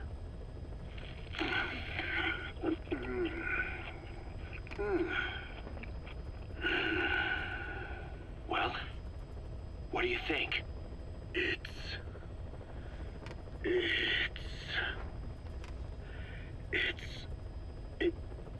is perfect, right? This takes me back to the taste of my youth. The neon signs on the Mother Road. Oh, I can see them now. So, what do you think of our signs now? And it doesn't just taste great. You won't believe how cheap it is to make. And because it's pumped up with preservatives, it won't spoil easily in regions lacking refrigerated storage or transportation infrastructure. This bad boy could even solve Africa's hunger problem. Excuse me? People will no longer fight over food or find reason to hate one another. Mankind will come together, reunited between these fluffy buns. Forget Pax Americana. Say hello to Pax Hamburgana. Pax Hamburgana. Skullface thought that destruction was the way to free the peoples of the world from American imperialism. But this is different. Tackling something head-on just makes for more conflict. Only by uniting the world can its various inhabitants truly become free. Having lived as an American parasite as long as I have, I know what I'm talking about. The chemical burger is poised to be the greatest liberating force the world has ever known. An ethnic liberator. Burger. Now all I need is a better brand image, starting with a name. I gotta run, old-timer. I'll catch you later. Miller discovered the secret to world peace, and it's hamburgers. Hamburgers, that's great. Well, what about those of us who don't eat ham? Burgers. I mean, I'm sure he could do a veggie variant as well, because remember, the ingredients, like the meat involved, or lack thereof, or like meat substitute involved, is not the key to the hamburger. It's the chemical additives. Yeah, true. He could probably make veggie variants of it for those who don't eat beef.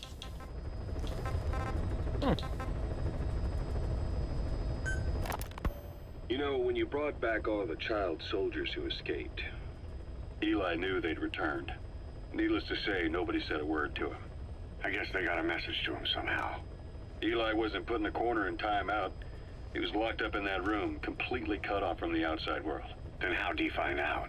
There's only one possibility I can think of. The Soviet Union has been researching military applications for psi phenomena. Psi? Things like psychokinesis and ESP, extrasensory perception. You mean moving objects without touching them? Knowing what card somebody's holding up? Psychic powers? Come on. I thought that was just another bunch of disinformation aimed at the West. Just bear with me a second. One type of ESP is telepathy. It's the ability to know another person's thoughts through non-verbal means. You're saying Eli read our minds? It's the only idea that doesn't involve someone getting to him. Ocelot. Look, psi research isn't some hocus pocus. It's a Ocelot, I've been dead and seen the ghosts of everyone that I killed and gone down the river Styx and then been reawakened because it wasn't my time. And even I think this sounds ridiculous. evidence-based science. I believe in Santa Claus, and this is still more unbelievable. There's gotta be another explanation. Maybe one of the kids stuck a note to your back. I hope that's the case. But I am convinced that they have, or Eli has, a connection to some force we have yet to identify. You better watch yourself, boss. How am I supposed to do that? If he is depending on something for help, well, that's his Achilles heel. If you can figure out what that something is, you might be able to use it against him. I'll keep that in mind. Oh, and the medical team is looking after the kids left on Mother Base. That sounds like a setup for a plot point that's never gonna get resolved. Eli got those Rip. Oh, shit. their armed uprising as a diversion. Also, he could steal Sahelanthropus and escape. That brat got us good. Set us up and knocked us down. And then there's that mystery kid who was with Eli. With those two working together, I'd say things won't be over for a long time yet. Oh, they're over all right. We're never seeing that again. God, that's so tragic that they build it up and they really thought, like, you know, I'm not saying this is like a mean thing, but it's like, you can tell they really wanted to have this finale. It's just not there. Yeah.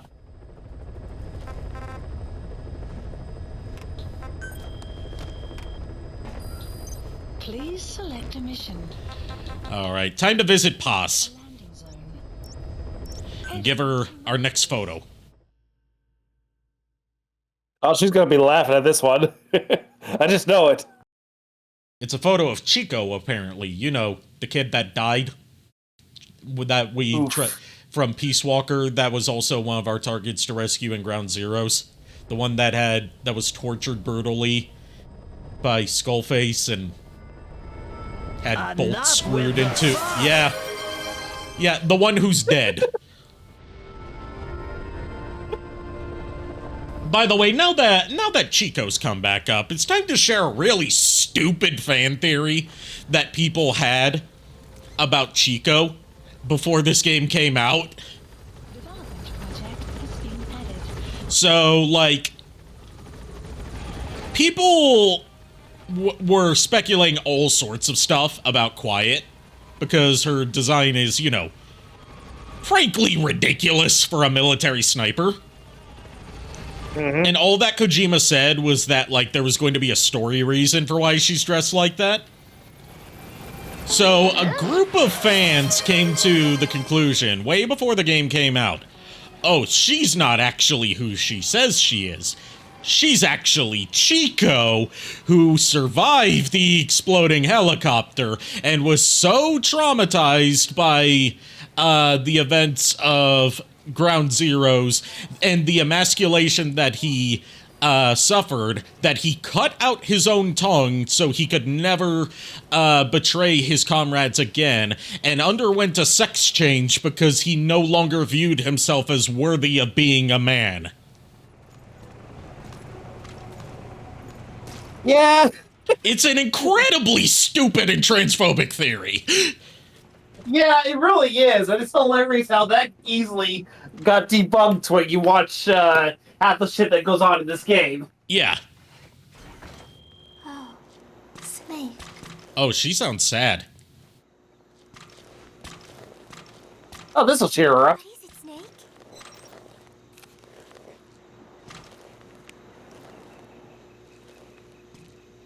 Chico, I wonder what he thinks of me. I have not seen him lately. Maybe he is angry. There is something I am hiding from Chico. Or I thought there was. It was. And then No, that is not right. But I am an angel of peace. I am a student. I am so tired. I will just lie here a while. All right, one Why more are you photo to laughing? go. Why aren't you laughing?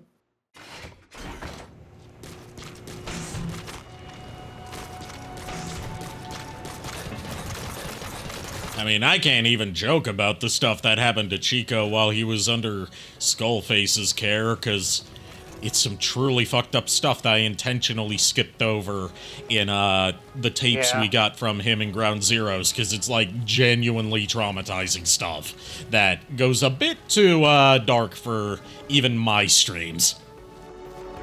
That's fair. Knock at the door, hold on.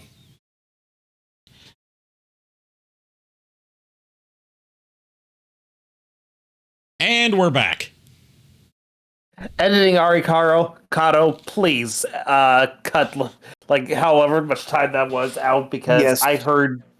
Well, I heard, was muted on stream too. Oh, you were okay. because we heard it, but I was muted on stream. I made sure to do that. Okay, good. Okay, good. Never mind. I take it back. We're just trying to watch out for you, dude. Yeah, I know. I'm just trying to find where the fuck I put my controller. We heard it land somewhere, but we don't know exactly where. Like that helps.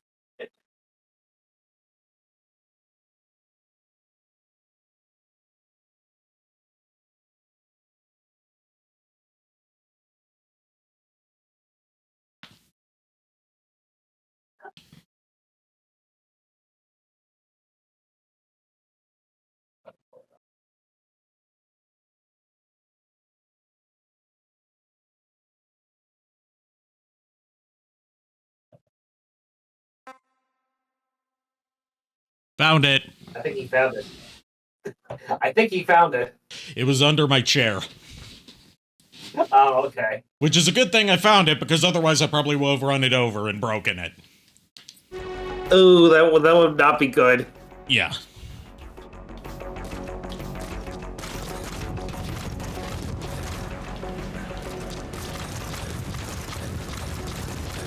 Alright, let's go out on another mission. Please the landing zone. Ow. Ow. This is B-Quad. Arriving shortly at LZ. Oh, good. So it wasn't Pequod they got. Yeah, it wasn't Pequod, it was probably Queequeg. Yeah. Because that's the only other name chopper of Mother Base. Yeah.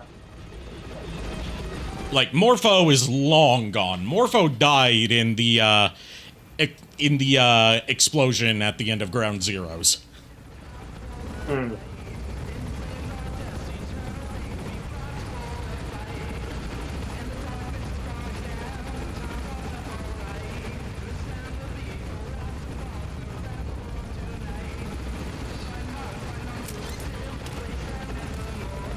I never get over those terrible singing. Yes, that's why I keep playing it.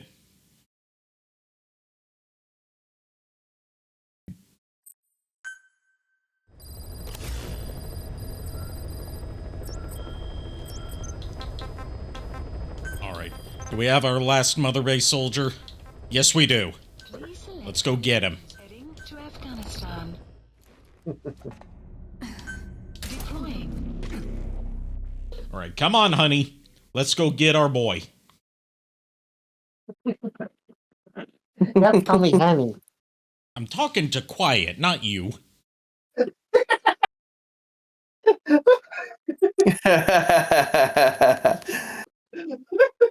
Lord Pegatron strikes again. No. That was me trying to give a voice to Quiet. That was bad. A likely story. Shut up, Ari.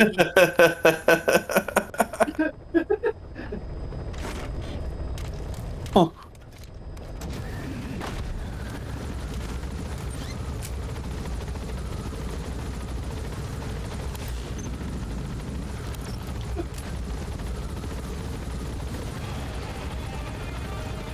Enemy presence detected.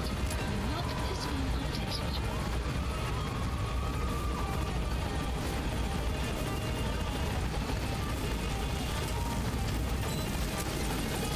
All right, where's our boy at?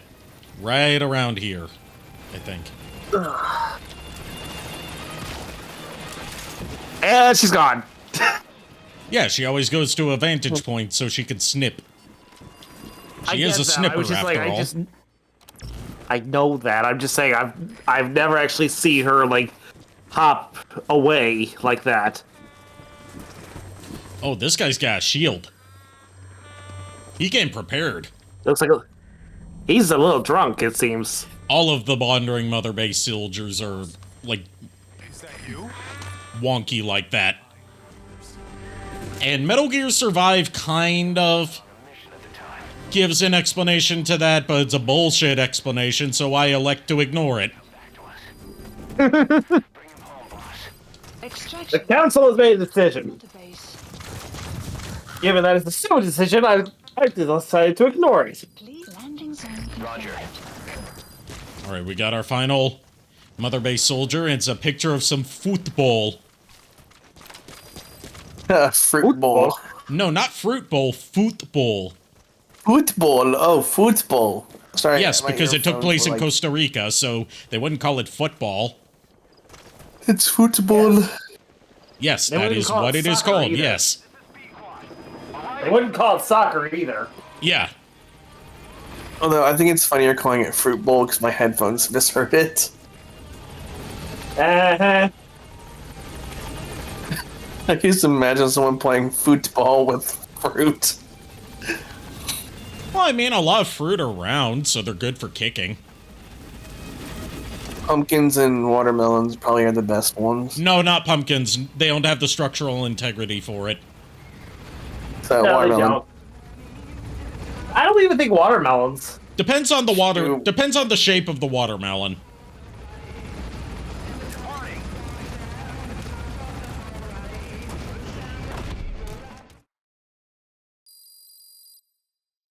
Some of this trash.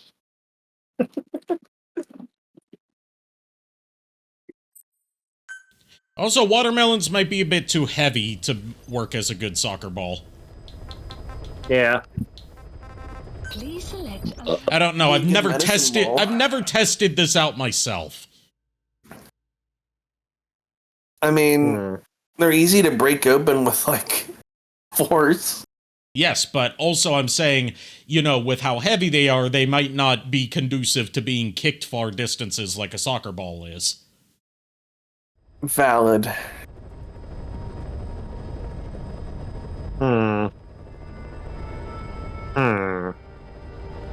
What about a melon? Like a cassava melon? Or Crenshaw melon? Let's go with that. Let's go with that.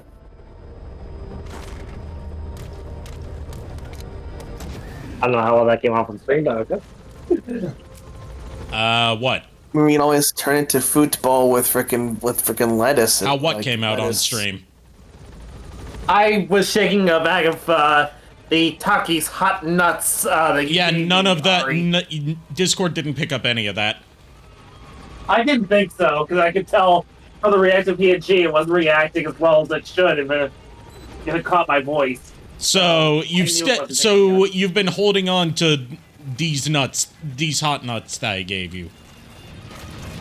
Yes, they've been stashed away in my room. I haven't even opened the bag yet. far away from where my mom can get to them, so she can't actually go, you know, doing what she did the last time you gave me those nuts.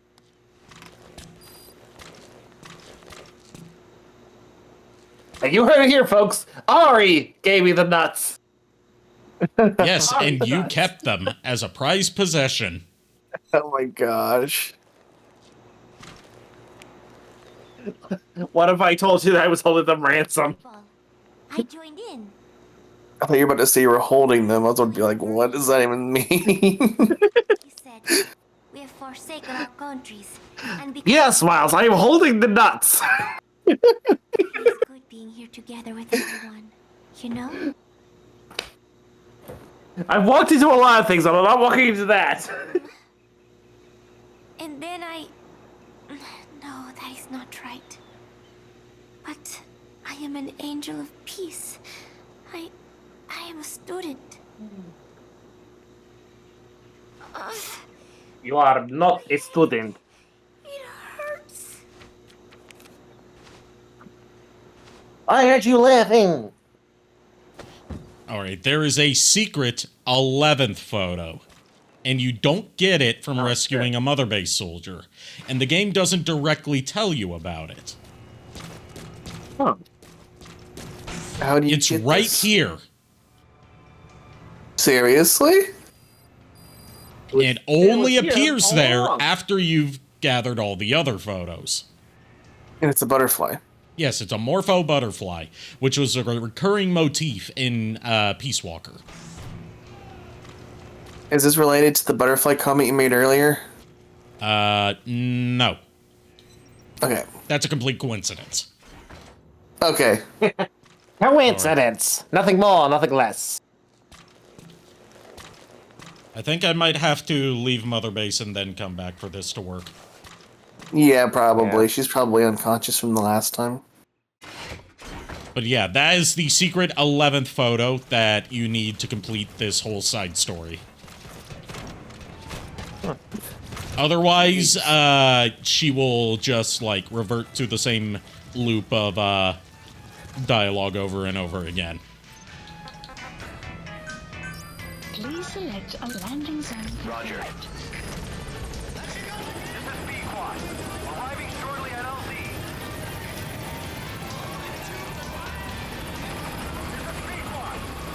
Ah, yes, the dueling tunes of She Blinded Me with Science and the worst cover of Through the Fire and Flames you've ever heard. Fun fact, did you know that the guy who did She Blinded Me with Science, Thomas Dolby, also composed the Nokia ringtone? Did not know that. Yep. Nokia's are real nasty. You gotta respect the Japanese. They know the way of the samurai. But they're Finnish.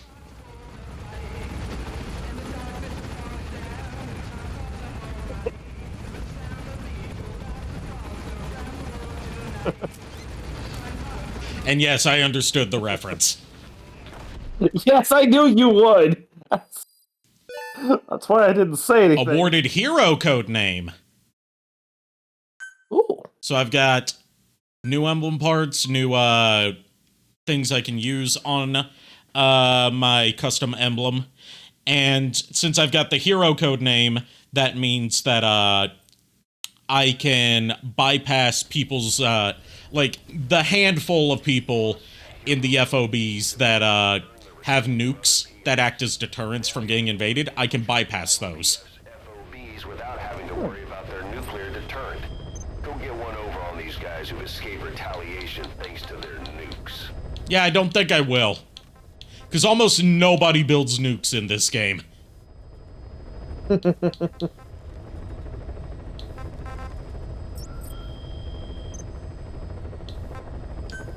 Alright, let's see what we can put into development and see how development is progressing with some other things.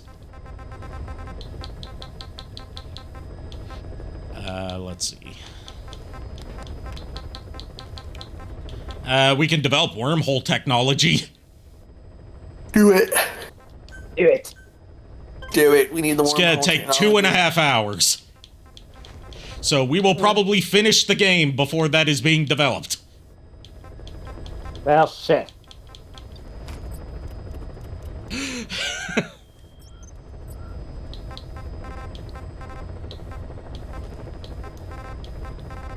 Alright, let's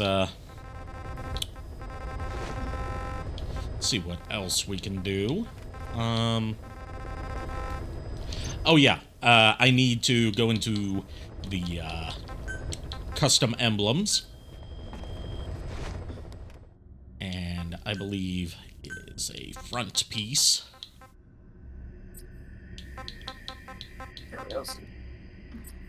Codenames Butterfly. There we go. There was a reason for that. I'm also going to change out my words. Let's see.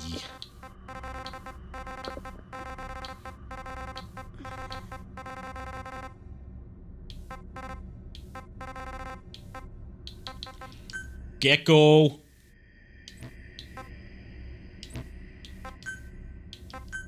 And... you know what? Gecko Blaster. Because that just sounds funny.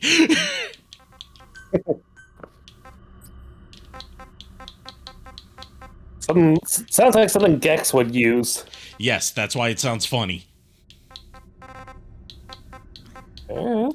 And also because I've been informed that as part of the collector's edition of that Gex remaster collection that's coming out from Limited Run, they're including an inflatable Gex doll. Oh, jeez. What? Instead of an inflatable sex doll, it's an... I just got it. It's an inflatable Gex doll. God damn it! God damn it! That moment, because it's like, it's something we gotta... That is 100% within the humor of Gex, too. They did that on purpose. Hey, what are you doing today? I'm hanging out with my inflatable Gex doll. No. I'm gonna be busy later. I'm gonna be having Gex. Hold on, guys. I'm gonna go AFK so I can clip this shit. Just make sure you put on a rubber. You don't want to risk it. You don't want to risk it with unprotected Gex. You don't want to get any Gex teeth. You don't want to get any Gexually transmitted diseases. Oh my gosh, I haven't laughed like this in forever. It gets even better when you look at the third Gex game and there's a sign on one of the levels that says no premarital Gex. Oh my god. They knew! Bro. My gosh, you don't want to get any Gex TDs or... That's also the game where he canonically hooks up with a sexy secret agent played by a former Baywatch actress and Playboy model. And has Gex with her. Oh no, not Gex. Yes.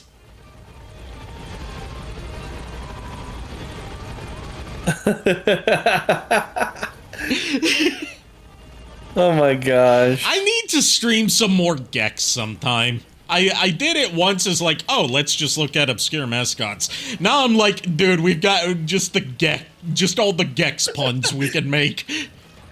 I know. So many, bro. Oh my gosh, my stomach hurts from all the laughing. Welcome home, boss. Get out of the fucking way.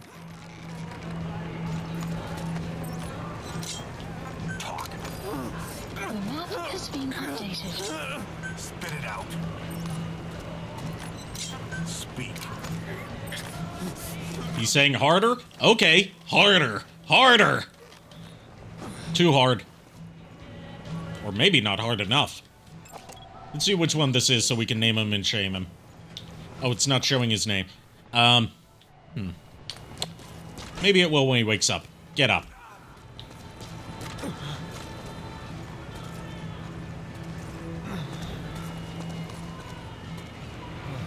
No sleeping on the job, soldier. Or else you'll get gexed. Thanks for that, boss. Stubborn Cobra. That's his name. Named. Imagine if it was like something with gecko in the name. That'd be even funnier. The clip is now being published. Good. Oh no. All right, time for the finale to what should be the finale to the Paz storyline.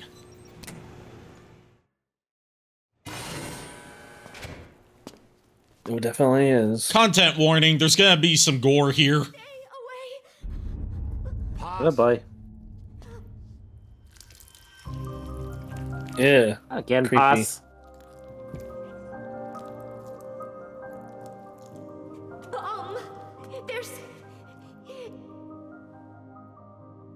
There's another. Ugh. Yeah. So there's a Girl's like, third bomb. No. Hold on. Oh, she just... At least trying to hide a little bit of the graphic gore. Yeah.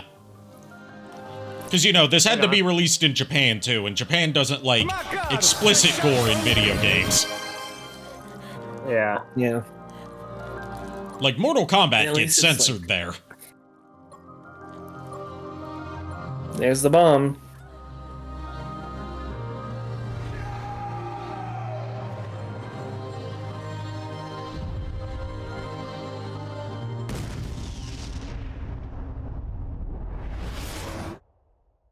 That room's not been destroyed, so that seems weird. Hold on. Ooh, Wait butterfly. for it. It's a beautiful butterfly.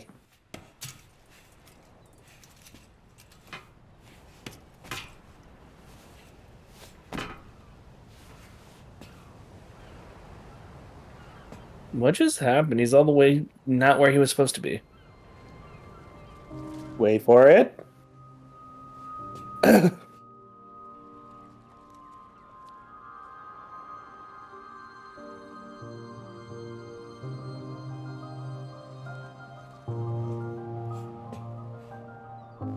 guess that's a Peace Walker reference. Yes.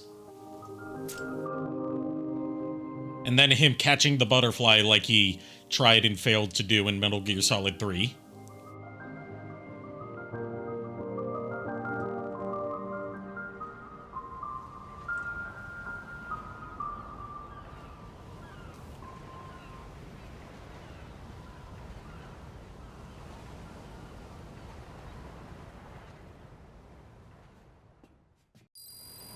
So you've probably got a question or two about that. Is this all in his mind or something? Yes, it is. Paz was never there. That room was that was an unused, empty medical bay this whole time. He was hallucinating that she was there and still alive, and that they did get the second bomb out of her. It was all like a hallucination based on partly, you know, the head trauma from, you know, the shrapnel embedded in his skull, which they said at the beginning of the game could cause hallucinations, but also his grief from being unable to save her. Gotcha. But with the peace sign being left there and the butterfly appearing, it's one, like, Metal Gear dabbles a bit into, like, ghosts and stuff, so that bit at least was implied to be like Paz's spirit visiting him one last time.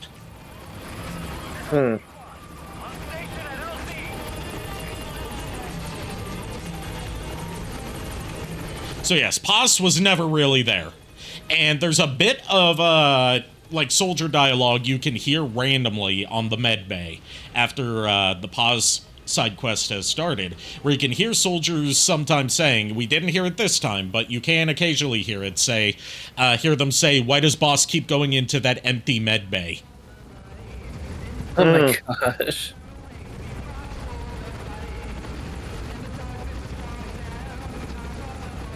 So that's the finale to the Paz storyline. We've done the finale to the Eli and Kid storyline. Quiet has a finale to her storyline. And then there's the end of the game. So we are nearing the end. We might be able to finish tonight. Nice. Oh shit.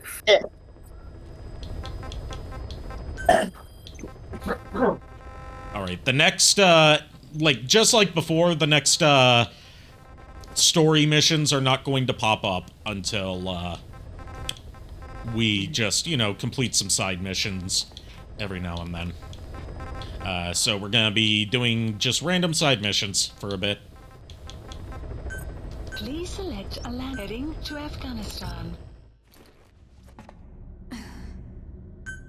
Yeah, it's completely random side missions. Yes, really, because it doesn't matter which ones you do I at know. this point. Yeah, I get you. I was making a dumb joke. Sorry. That Gex joke is stuck in my head right now. Good. It should be.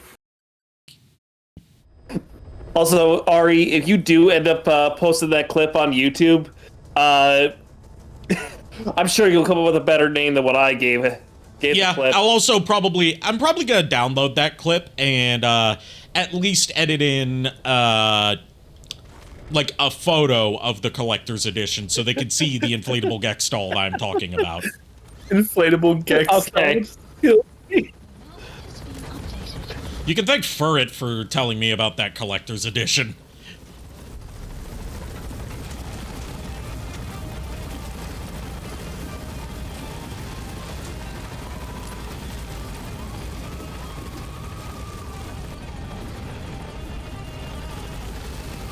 And I just got another Gex-related thing in my head now, damn it.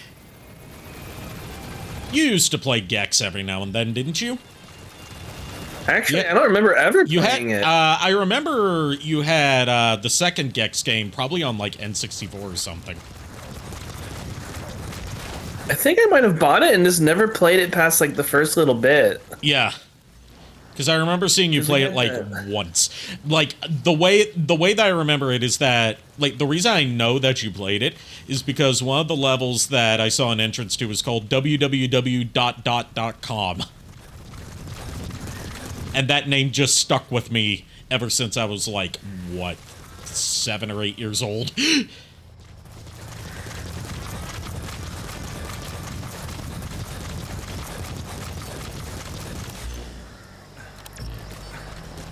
Run as fast as you can.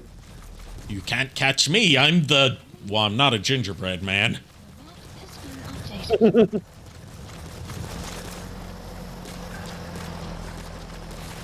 So we've been talking about Gex. Gex. Oh my gosh. You can say it. We've been making a lot of Gexual innuendos tonight. Yeah, we didn't talk about how Gex could just be Gexting people. Yeah, he's probably Gexted a few people. Hopefully consensually. Getting some unwanted Gexts is very awkward. I know, right? And Gex pics too. That's even worse. No. See, Gex would not send dick pics because his motto is tail time. He would send pics of his tail and say, "Hey, baby, you want to get some tail?" That's his way of initiating a Gexual encounter. This whole game just needs to be renamed the Gex. Gex.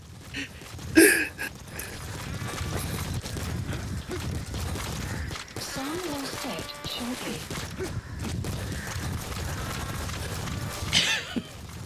I love how Gex has become such a meme for, like, thanks to, like, Donkey and, Scott the Woz.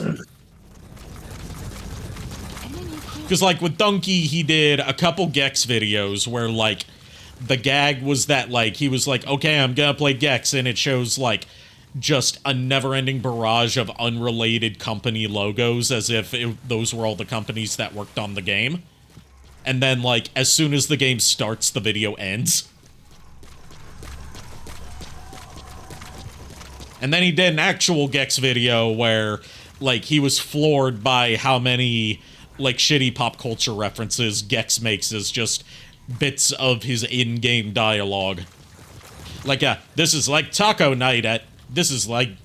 what was it? I haven't seen blasts this big since taco night at James Earl Jones' house. Or, I did play. Another one was...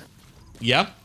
Sorry, go ahead. I'm gonna let you finish your words. I'm trying to remember what another one that I liked was. It was, note to self, never drink tap water at Jerry Garcia's.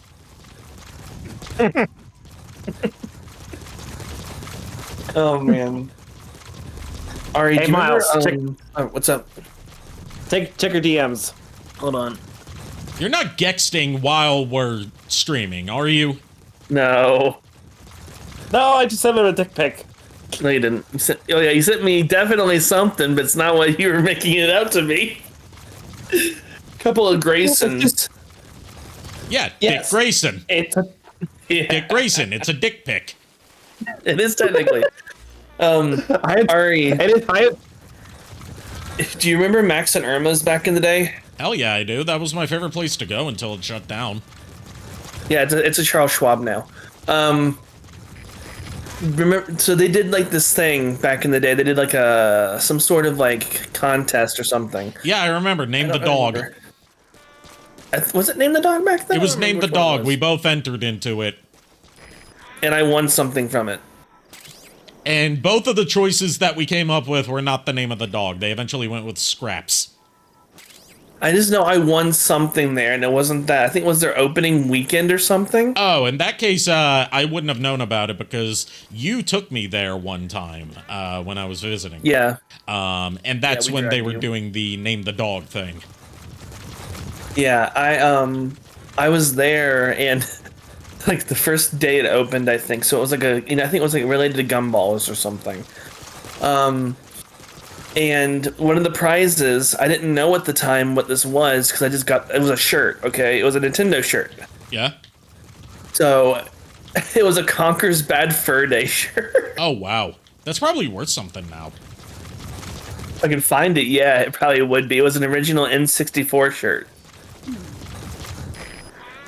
Also, did you know that Max and Irma's is like, or at least back at the time, I'm not sure if it still is, but was like really prevalent in Ohio? Really? Yeah, it's an Ohio restaurant chain, apparently. And I found that out because when I went to visit my aunt and uncle who live in Ohio for the first time, there was a Max and Irma's in the goddamn airport. Did they have the Sunday bar in the airport? No, we didn't get to stop there. Aw, dang. Also, there's been a vocal cord parasite outbreak on the quarantine platform. Again? God damn it. Yes. And it's killing people left and right. So Max and Irma's is still around. Okay, it's probably just not, in North Carolina anymore. Not very prevalent here. No, it's all in the northern side. Yeah. Funny enough, there's 2 in Ohio. Well, yeah, it's an Ohio chain. There's 1 in Michigan, 1 in Pennsylvania, and then 1 like up north of Pennsylvania. Okay, I don't mean to interrupt, but this is important. I know. Boss, what are you... There's no need for that. We can't afford to lose anyone else. We have Like, they sent in a security team, they haven't come back, Big Boss is going in on his own. Last thing we need is... Is it the English one, I wonder? No, it's not. No telling how they'd react. Oh, thank gosh. Fine. First off, check how much the infection has spread.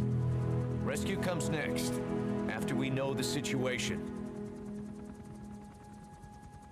When you're ready to move, just use the iDroid. Like, just a bit of content warning for this as well. This is probably the most depressing and, like, emotionally heavy mission in the whole game. Yep, but to destroy your own people, basically. I'm not gonna tell you why, but, like, While The Devil's House was probably the worst in terms of body horror, this one's just depressing. And it's an iconic moment in the game that was featured in a lot of the trailers, but without context. This is a main story mission called Shining Lights, Even in Death. And you have to go in without weapons.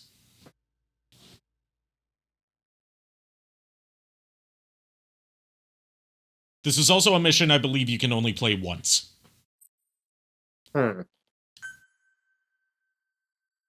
We gotta pay attention very thoroughly, then, is what you're saying. Yes. Episode 43. Yeah, the Kingdom of the Flies was supposed to be episode 51, I believe. There's a total of 50 episodes. We've got another parasite outbreak in the laboratory on the Yeah.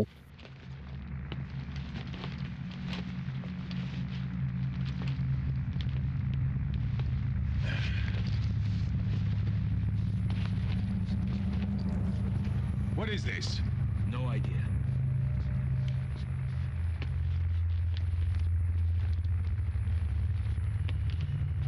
Damn it. Oh, he's been gone for a while. What the? Shit. Oh, they're coming back.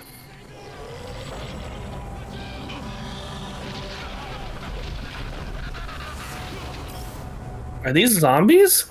They're not zombies, but it's kind of like that they're not trying to, like, oh, we will bite you and spread the infection kind of thing. They have an ulterior motive.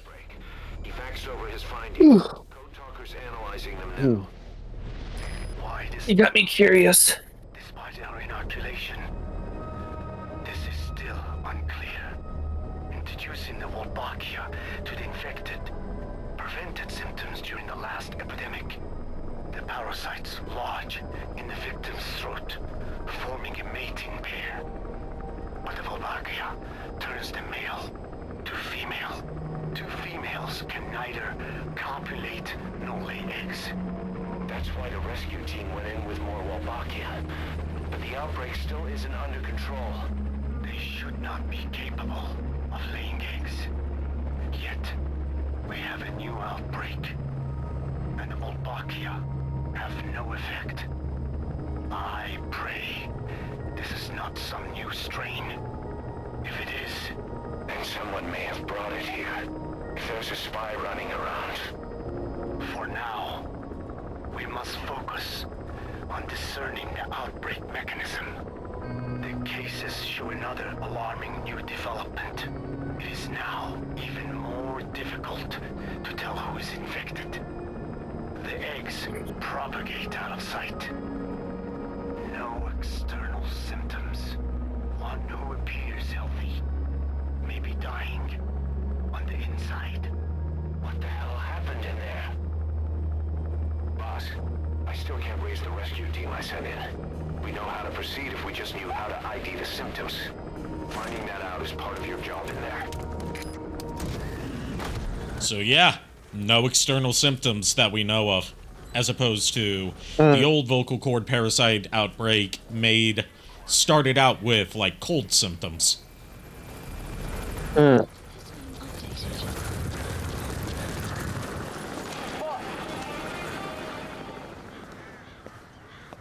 Oh boy. We've just had a transmission from inside. Here's the audio. It all makes sense now. I win. Where's it coming from? Unknown. It cut off before we could get a fix. It all makes sense. I think he means the parasite? No way to know. But right now, that's all we've got. Hopefully he can tell us something. We'll have to close the tent behind you, boss. Don't think the infection's airborne, but...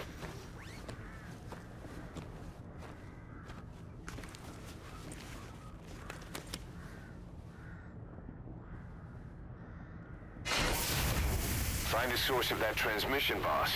Okay, good. He's wearing a mask. Yeah. He knew to So mask up. do wear a Remember, mask. mask up if you're sick or around sick people, folks. Not even just with COVID. It's just good advice in general. Yeah. Yep.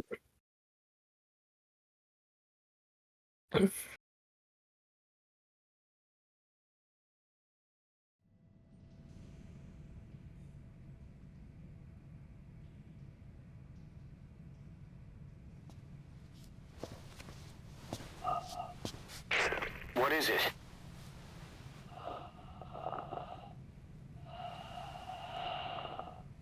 Something sweet. I can smell it even through the mask. The rescue team reported that too. Said it smelled like ripe fruit. We cannot allow the infection to spread. If anyone shows symptoms, you must put them out of their misery. That includes me.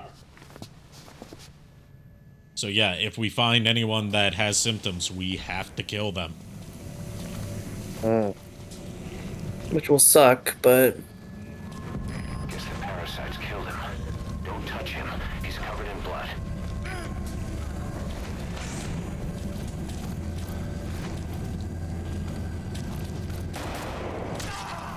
Staff member has died. This is also the only time, I believe, that you hear the iDroid speaker say staff member has died. Like this mission.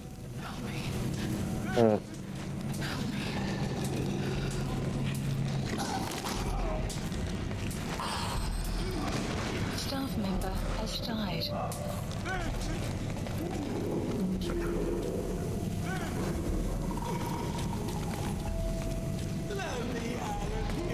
Step aside, boss. Just one of us.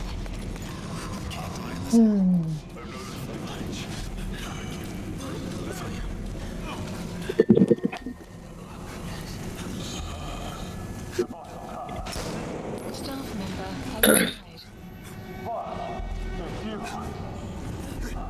He's wearing a mask. He's part of the rescue team. Looks like he's not the one who sent the message. I'd like to hear what he has to say, but you need to keep going. clearly one of those guys is infected because he's kind of looking like he's a little bit Another transmission. split over there. I have analyzed part of the data that was faxed out. It appears even those who barely saw became symptomatic. This must be some kind of mutation. So you don't even have to speak for it to affect you now. Whereas, you know, the old vocal cord parasites, they activated upon hearing speech. Yeah.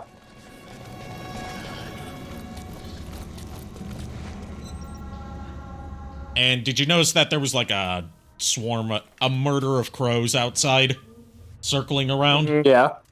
That's important. Yeah. I mean, it's only a murder of crows if there's probable cause. Ba-da-ba-ba-da-ba.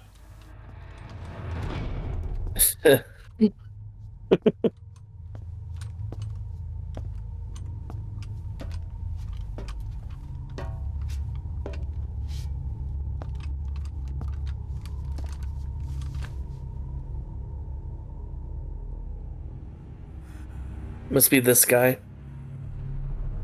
Boss, what the hell happened? At least you're okay. What's going on? I win. I'm no snail. Huh? I'll explain it later. Damn it.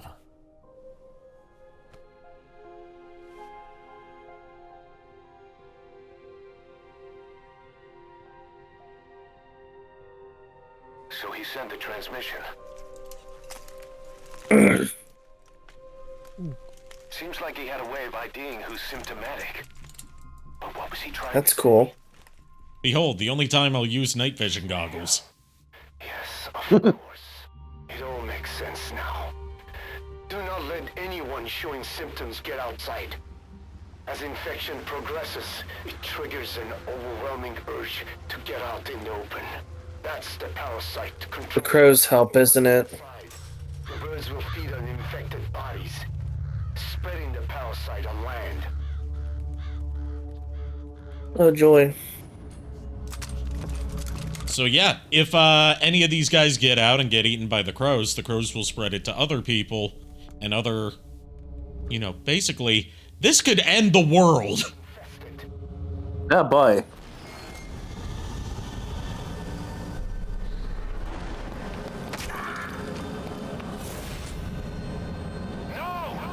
Ah, shit. Shoot him! Shoot him now! Shoot him!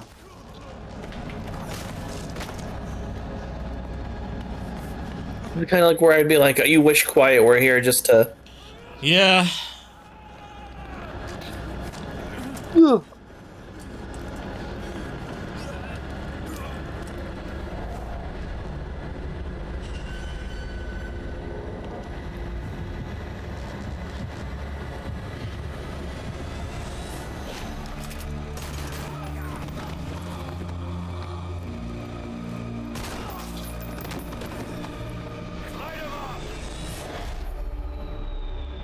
Thank God there's someone else out there to help.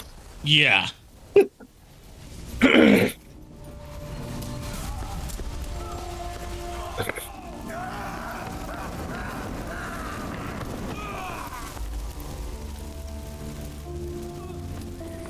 You call that help? Well, they have to incinerate the bodies. Oh. Yeah. So a firebomb, yes, that is help. I mean, it helps Snake be able to actually take care of the situation. Yeah. Oh,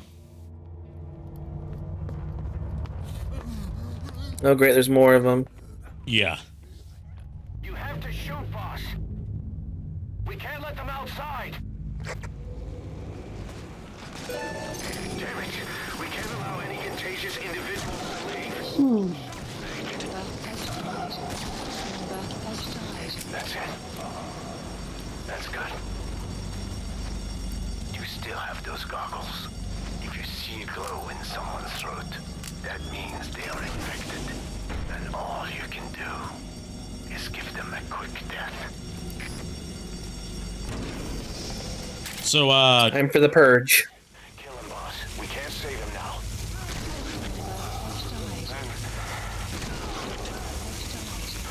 I'm sorry.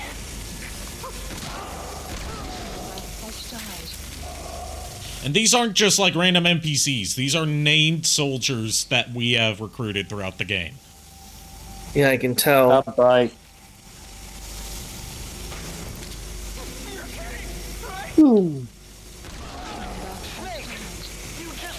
Huey, now is not the time. What the hell? Nobody asked for your opinion. You expect me to just stand by and watch this? Yes, actually. I mean, somebody mutated them, so it's their fault this is happening. What do you want to bet Huey had something to do with it?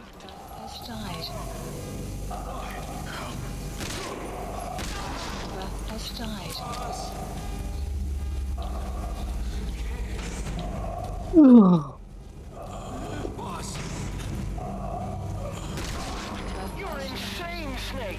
He was one of your... Shut up, Huey. You're not making this easier. Have glowing necks, but I can tell you no, so... Yeah. Basically, all of these guys have glowing necks. Yes, it is everyone. There's no way to be like...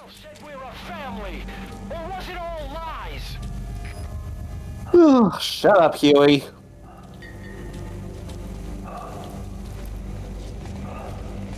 Man, somebody's a little upsetty, Spaghetti.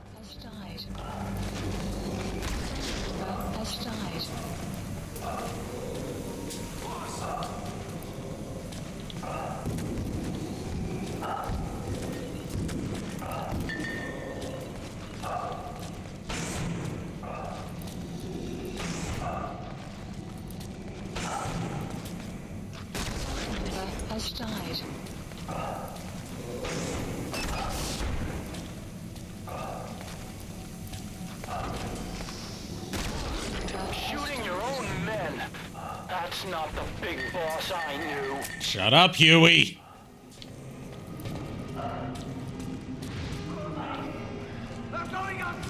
He has no idea the consequences we're dealing with here.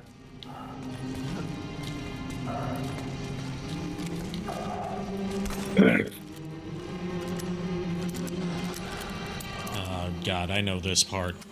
I think I know this part. Yep, this is the part. What is it?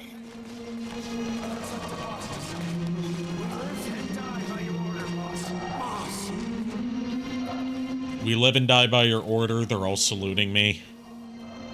They're all infected.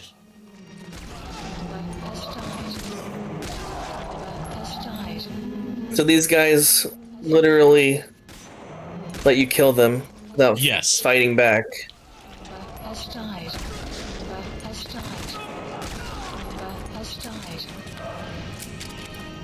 Hang on, boss. Is he wearing a mask? He might not be infected. He doesn't have the glow. So is he the only one that's not infected?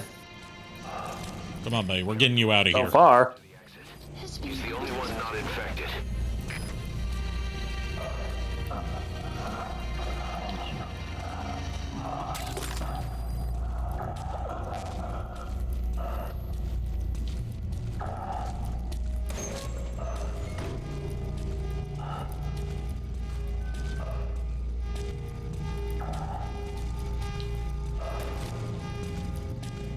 Big Boss in chat says, I forgive you. Oh my God, what a perfect time to tune in.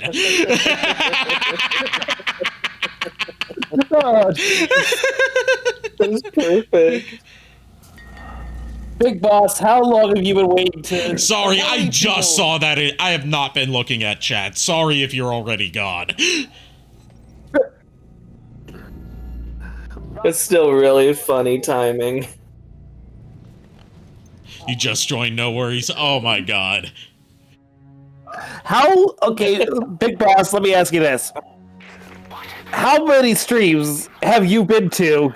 Kept you Given that that's the Kiefer Sutherland Big Boss, it's not kept you waiting, huh? It's kept you waiting, huh? Alright, we gotta examine him again, because he said he doesn't think he's gonna make it. He's got the glow. I don't believe it.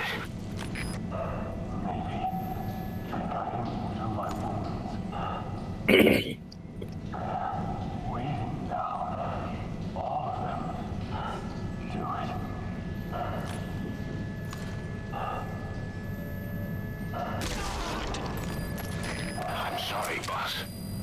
Staff member has died. And yeah, that was the most traumatizing, one of the most traumatizing missions in the game. Jeez. And also one of the most, like, brilliant.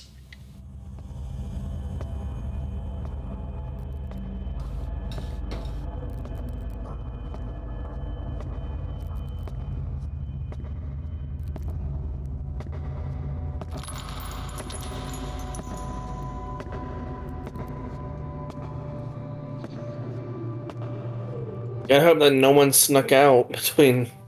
No, no one did. Now and then. They would have firebombed them if they did. Is this my favorite Metal Gear Solid? My favorite is Metal Gear Solid 3. But I love Phantom Pain. I haven't played it. Oh, thanks for the follow. Yeah, I've been playing through most of the Metal Gear Saga. Correct answer. I'm glad someone gets it.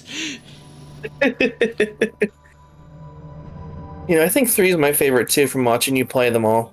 Yeah, and right there, thank you, JKR, for doing that in chat, is the link to my Discord if you decide you want to join. If you said yes, I was going to report you or something. See, this would be my favorite if it was actually finished. But since it's never going to be finished, I can't call it my favorite. Yeah. But 3 is just a masterpiece.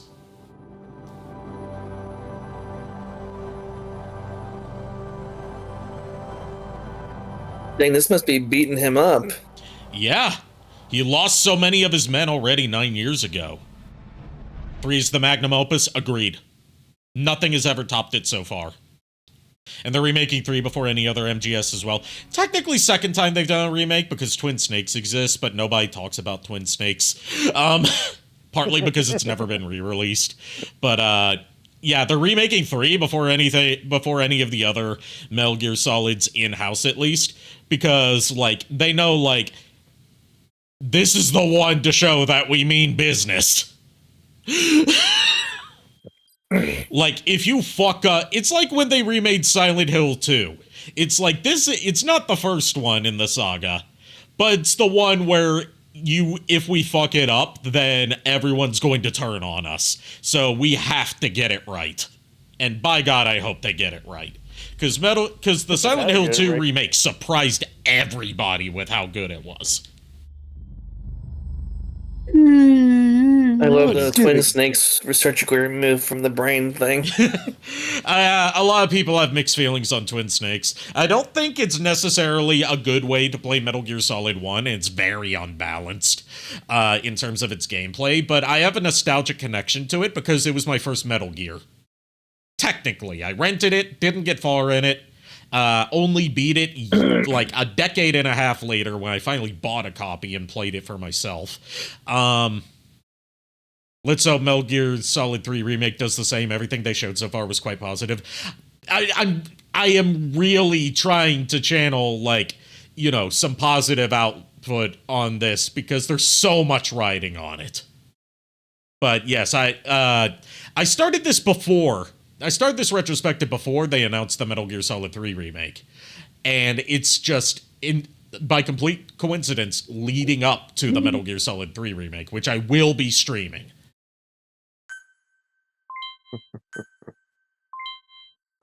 After Phantom Pain, I'm going to be doing Metal Gear and Metal Gear 2, because I skipped over those.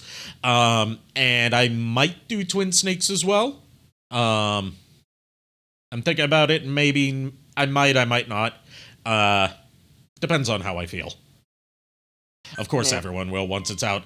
Yes, but, like, what better way to end off a Metal Gear retrospective than with the first new... You going in chronological order? I was going in release order, starting with Metal Gear Solid 1. I skipped over Metal Gear and Metal Gear 2 because I used to not be able to play those games without a guide, but I've been replaying them recently for some review videos on my YouTube channel. My second YouTube channel, I should say. You know, I'm starting to grasp how they work and starting to appreciate them more. So I'm like, yeah, let's finish it off with Metal Gear and Metal Gear 2 since that all loops back around.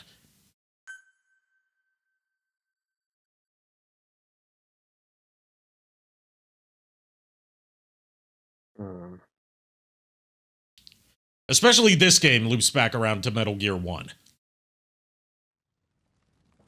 And no spoilers in chat, because my two co-hosts here have never played the Metal Gear saga, so they don't know how all this is going to play out. Yeah, no idea. I actually used to have this game, but didn't get very far in it. Right. Because you started with this one, didn't you? Yeah, I did. I watched. Yeah, this is not a good one to start with. Well, I watched you play all the other ones, so I was like, oh, I can do it. And then kind of just lost interest for a bit.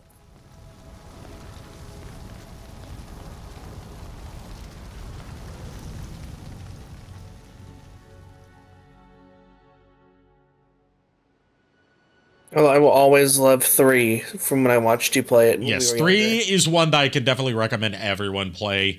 It's a good starting point for a Metal Gear fan, I would say. It was my starting point, as in, like, the first one I played from beginning to end. The original PS2 version, too. It's your fault! They're dead because of you! Fuck you, Huey! Ouch. He's right. I killed him with my own hands. They were on your side! I'm on your side! And you turned them all to ashes!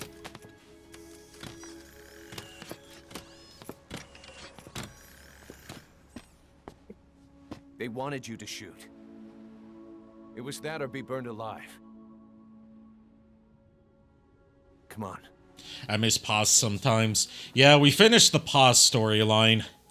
I did my best to try and hide that I knew the twist all along, because I have played this game back when it came out. Yeah, I did my best to gaslight my co-host here with Paz.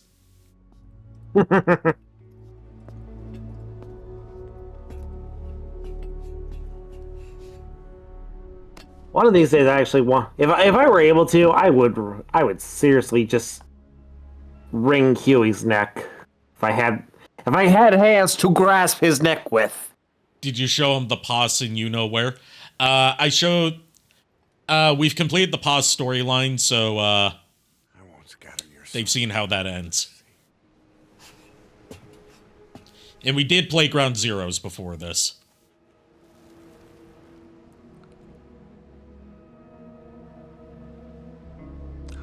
Be with you. Plant your roots in me. Peace Walker? Yes, we played Peace Walker. And we did the Date with Paz mission, and I regretted every second of it. Thank goodness all those parasites are dead, because he's smearing the ashes on his freaking face. Yes. I won't see you end as ashes.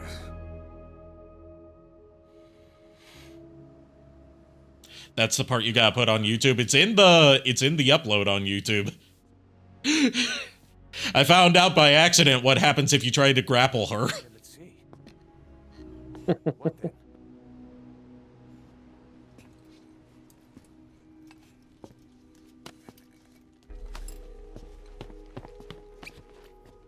We'll make diamonds from their ashes. Take them into battle with us.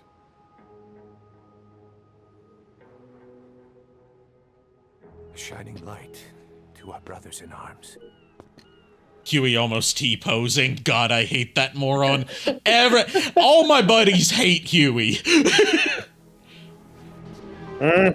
Okay, who's a worse dad, Huey or that guy from Full Metal Alchemist that turned his daughter into a chimera? Oh gosh, why'd you have to give us two options that are most equally? They're equally bad.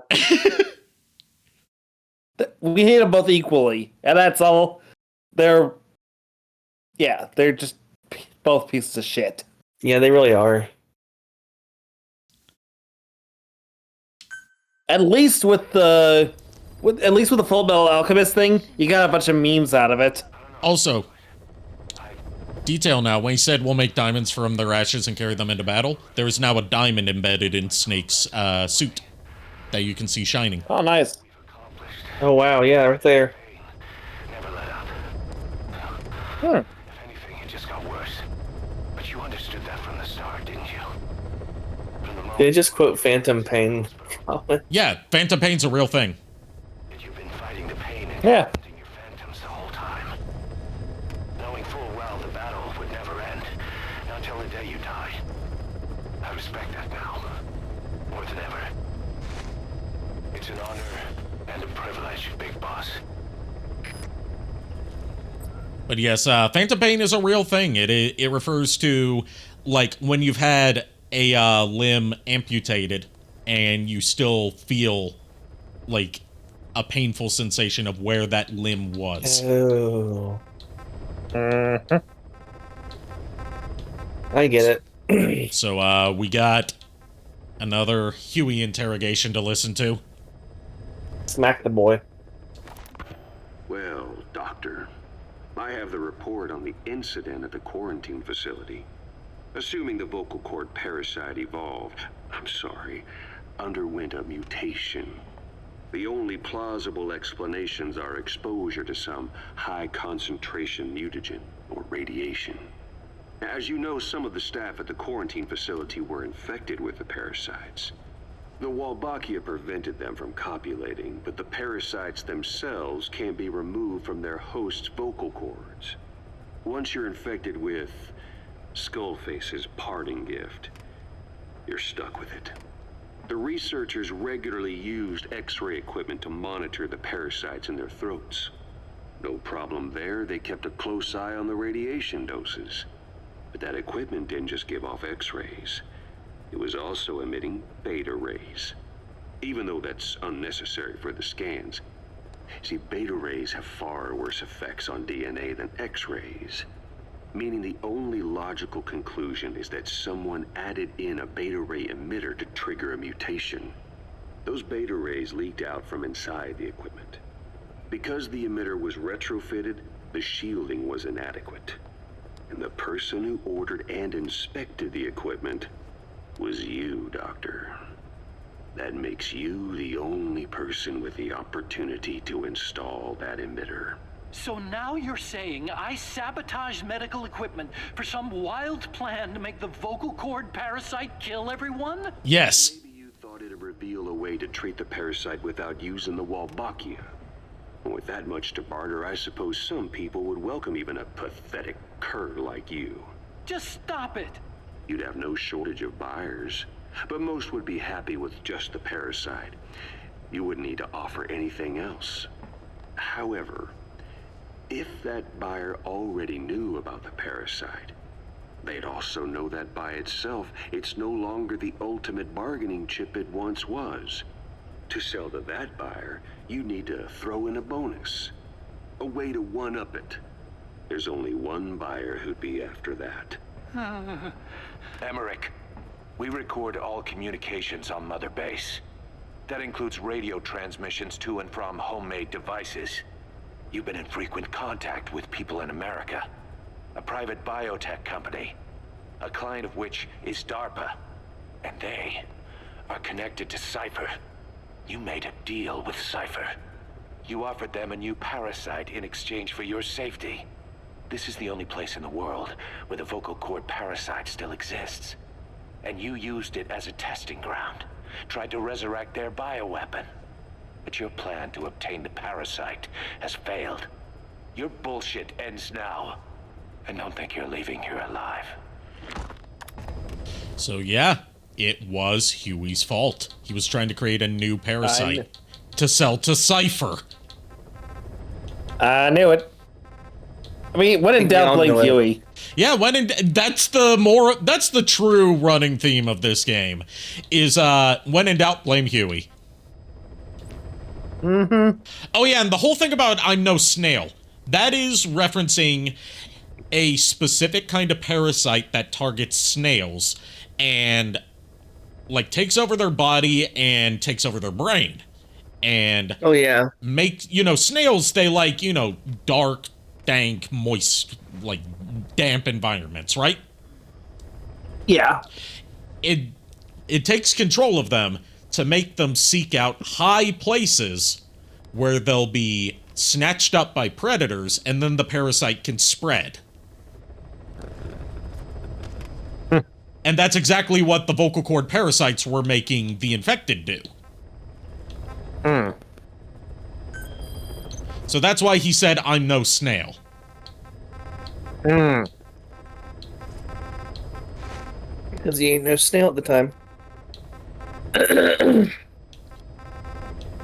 Alright, what are we gonna do next? We are going to, we're going to go extract a prisoner. Select a landing zone. Heading to Afghanistan.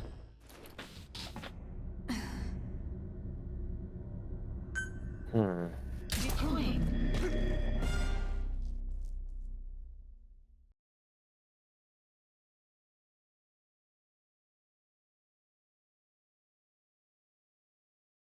We only have a couple missions left before we are pretty much done with the Phantom Pain. Because, like, technically there's some post-game stuff and, like, 100% completion. But as far as story goes, there's only a few missions left that pop up after completing side ops and main story missions. The only ones that are left right now of those being, like, hard mode variants of previous story missions. Gotcha.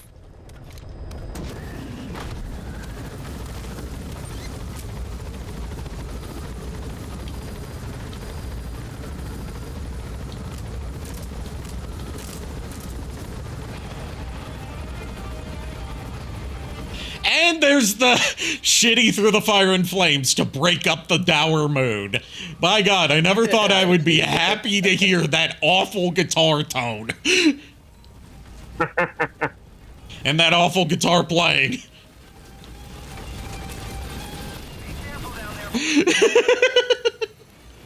Oh my God. That was perfect. That was beautiful.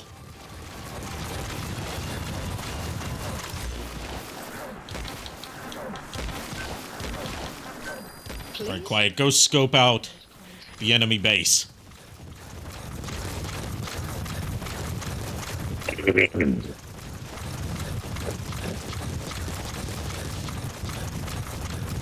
But just in case you feel like Huey's not gotten his comeuppance for any of the shit that he's done throughout this game, or any of the heinous shit that he's done throughout this game and even before the game, remember what happened to him when Otacon was explaining Emma's fear of water, right?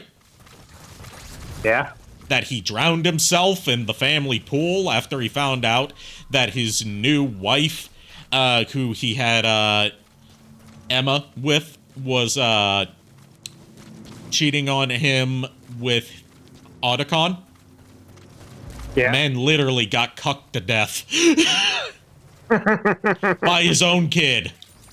Normally, I wouldn't be, no, you know, in any other circumstance, I would be like, that's still a horrible thing for, you know, a parent to do to one of their children.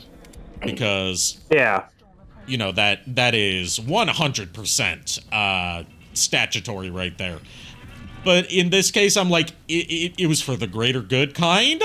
It still traumatized Huey and Emma. I mean, it still traumatized Otacon and Emma, but it meant Huey's no longer around, and he got some sort of comeuppance, albeit like a few decades too late. But you know, better late than never. I think I'm gonna head out. I'm getting tired. Okay. Okay. I'll see y'all next time you stream, Ari. That'll be tomorrow. Okay, I'll see you tomorrow then. See you, Miles. Guys have a good night when you guys go to sleep. Oh, we got a sandstorm coming through. Bye. See ya. See ya. You gotta extract him.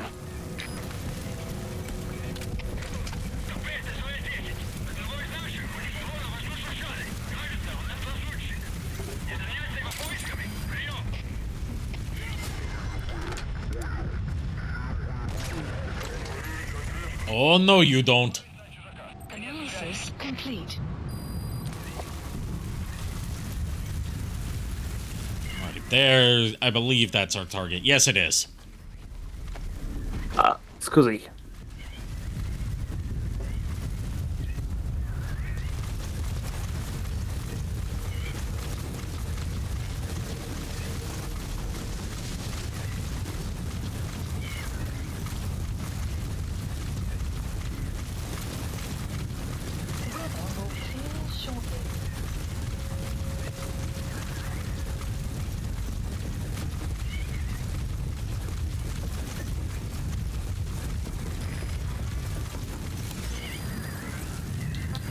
Alright, we made it out without being detected. Technically, we almost got detected, but I took him out before he could call for backup.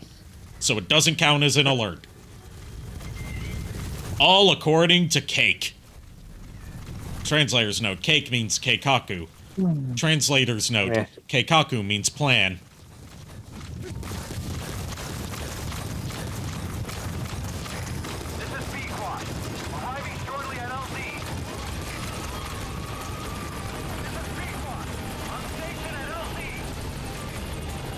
Alright, while I said we were probably gonna finish up the game tonight, I remembered that the final mission of the game is very long.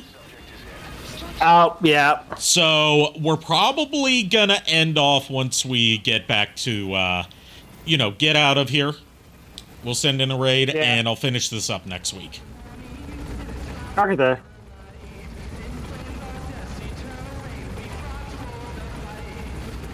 Mostly because I need to get back into a regular sleep schedule. I've been staying up till like 4 or 5 in the morning for a few nights in a row now. Oh boy, yeah, Ari, don't do that to yourself again. I haven't been trying to. It's just like I've been losing track of time, which I'm known to do. Yeah. No, I get you. Yeah, I get sidetracked by looking up interesting trivia while I'm trying to like doze off. And then I just get hooked on reading more interesting trivia. Yeah, I get you. Alright. And I'll send out my staff on some more, actually, let's see. R&D team. Oh yeah, my R&D team went down. Yeah, I'm gonna need some new staff for that. So let's, recruit some new R&D staff. Damn it. Okay, first we're gonna need some new combat staff. They're S-ranked. Unit dispatched. And we'll get some more S-rank, R&D staff for now. And in 10 minutes, we'll see the results of Battle Gear's first deployment. By God, it's going to fail. I just know it.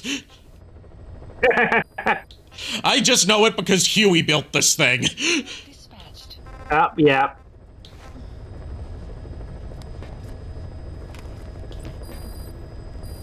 And as we all know, Huey can't build anything good. Nope.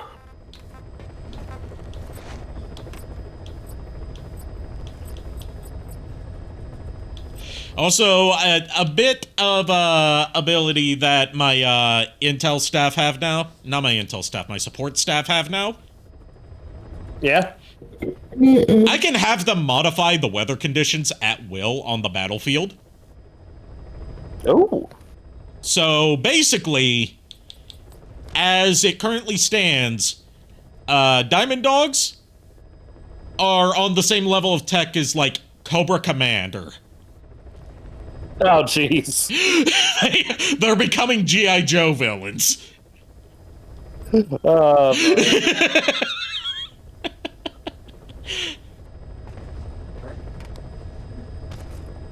Also, I'm going to be putting in a guide the raid, just so you know. Oh, you actually have the points for it this time.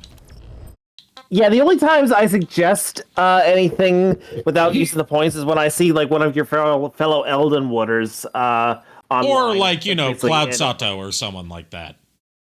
Yeah, those are the ones I suggest because I know those are like ones you'll probably do. They're ones that I'll do regardless. All right, we are going to... Oh, yeah. Reaper. Okay. Yeah, I'll gladly raid Reaper. Yeah, a snowman's been at it again, and he's, I think it's on his 3rd year anniversary of being a VTuber. Oh, nice. Alrighty.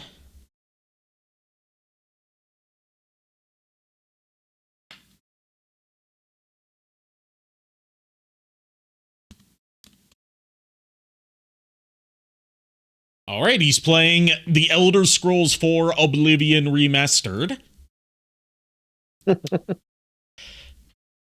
And thank you everyone for tuning in.